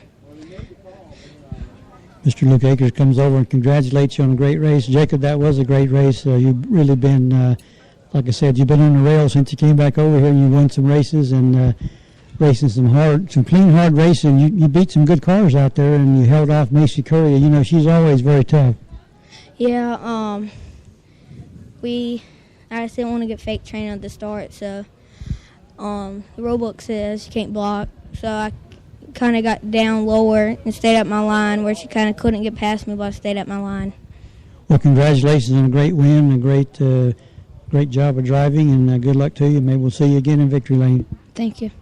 Mr. Jacob Borsch, a real class act, a great driver, a great young man who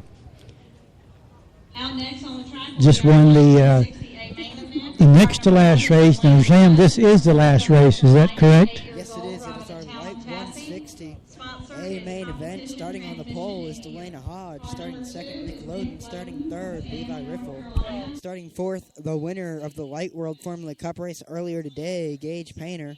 And starting fifth in the Flash Products powered machine is Connor Yonchuk.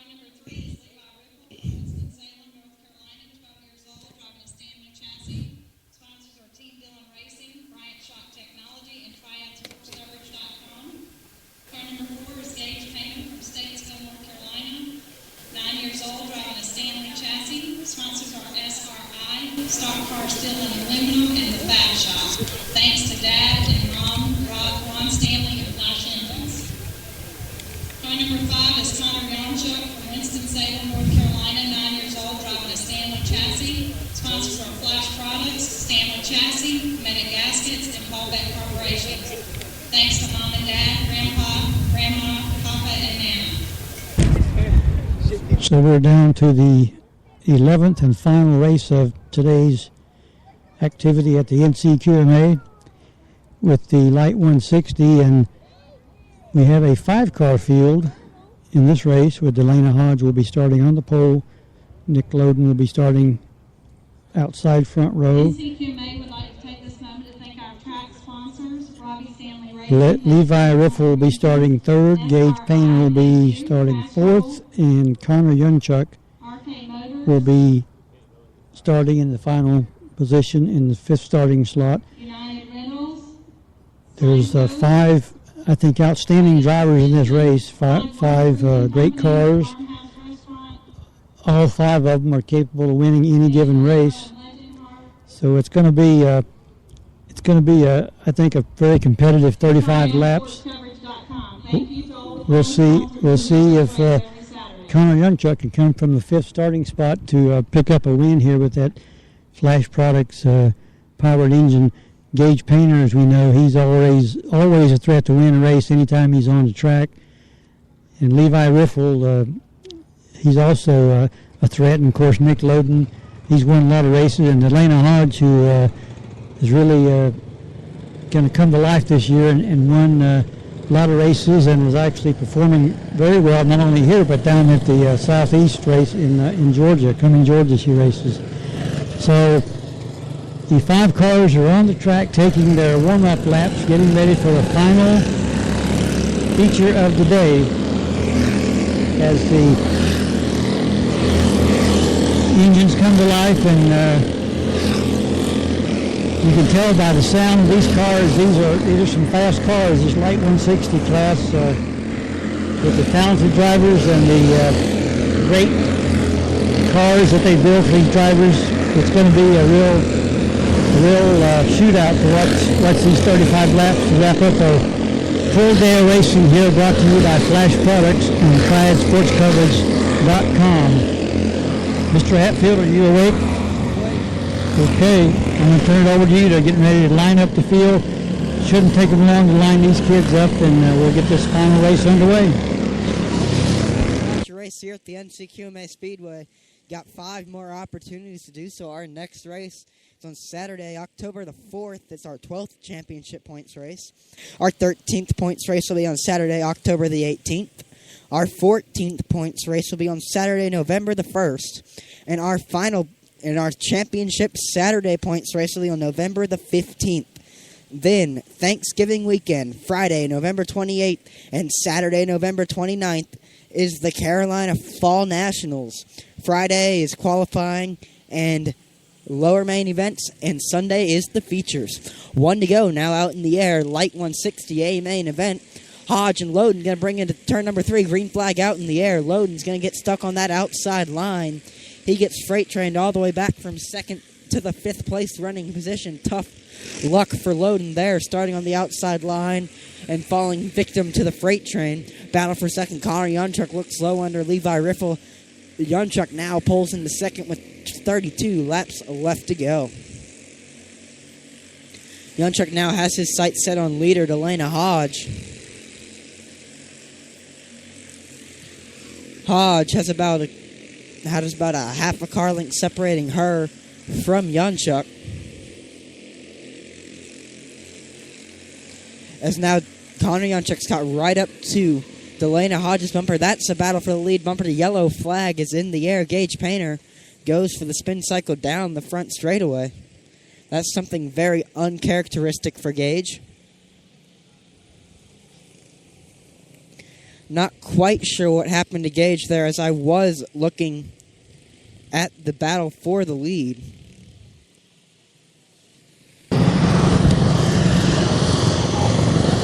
It happened right in front of me, and unfortunately I was writing down some notes, and when I looked up, Mr. Painter's car was pointed toward me instead of pointing down the front stretch, so I don't know. I think he just lost it, came out of turn 4 and went for a spin right at the finish line. And 28 laps of green flag racing left in this final event of the day, with Delana Hodge leading the field, and Painter's taking a trip down pit road trying to get his whatever caused that spin out. He made an adjustment. He's back out.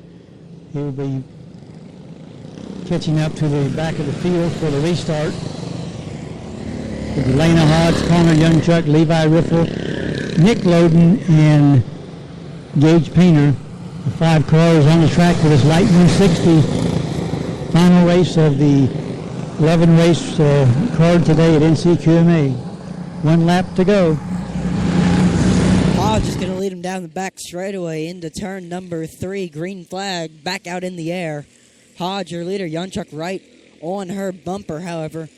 Yunchuk's going to look low down the back straightaway. Yunchuk gets the job done. Slide Yunchuk in the lead. Riffle's going to follow.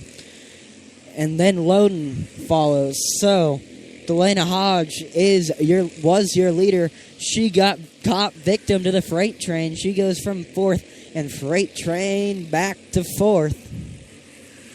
So tough luck for Hodge there. Connor Yunchuk is your leader in that Flash Products powered machine.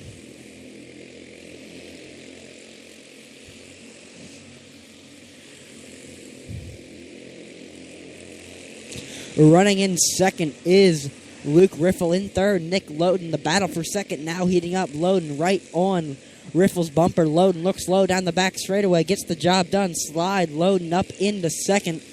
Riffle back to third. Loden now has his sights set on Connor Yunchuk. He has 18 laps to catch Yunchuk.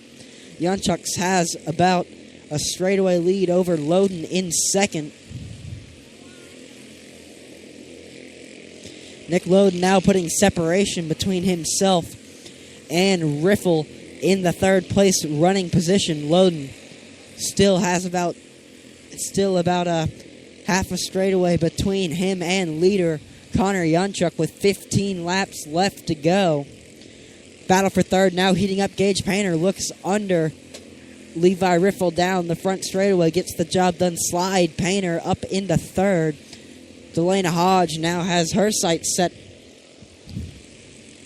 on Riffle.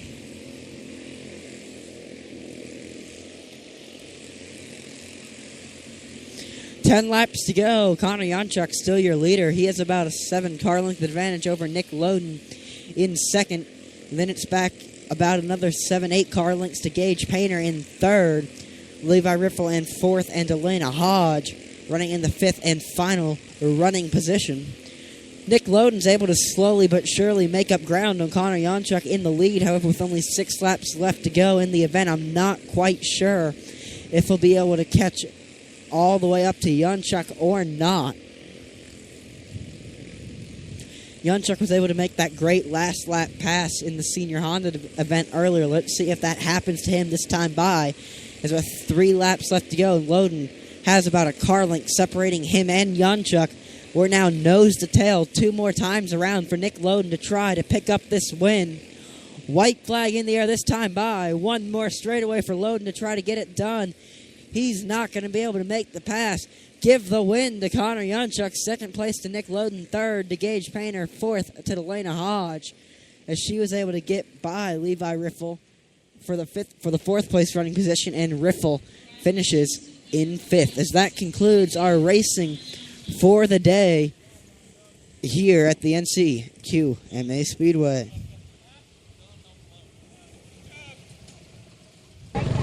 We will get a word with Mr. Connor Janchuk after he gets through his victory lap and the required way out over the scale when he comes across the when he comes through the exit of the racetrack.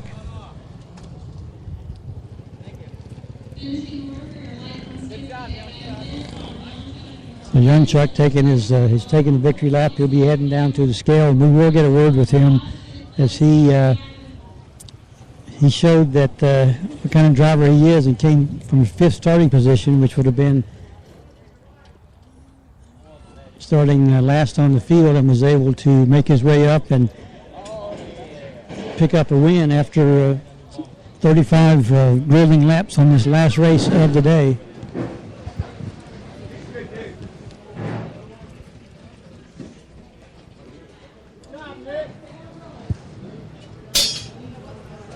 You can tell it's getting late today and people are getting tired, and this heat down here on this concrete surface is really getting to people. So Mr. Janchuk has just pulled across the scale, and he will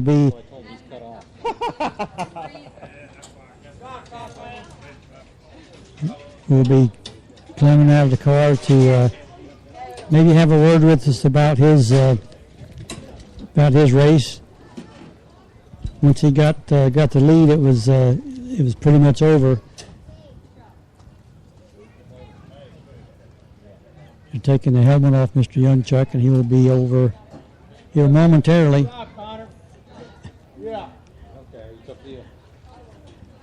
I think Gage is wanting to pour water on Connor. We're going to try to get a word with him here real quickly before we go off the air. Connor, that was now we got Gage tries to pour water down his back, and he is cold. But we're going to get a word with him. We're going to get a word with Connor Janchuk. You started 5th on the field. Took you about 8 laps to get the lead. And when you took the lead, you never gave it back up. Was the car handling well today? Yeah, it was just every time I tried turning in the corner, it was hard to turn. Now, after you got out front, toward the end, Nick came on and kind of gave you a challenge, but you were able to hold him off. Yeah. You had a great race, another win for Janchuk. Those flash engines performed pretty well again, right? Yeah. That's Mr. Connor Janchuk. Congratulations on a great race. Sam, that's going to just about wrap up our broadcast for another full day of racing action at the NCQMA in Salisbury, North Carolina. The track is suddenly growing quiet as all the cars are finally pushed off the scale, and they're starting to load them up and waiting for tech inspection for the certain ones that have to be subject to a post-race tech inspection.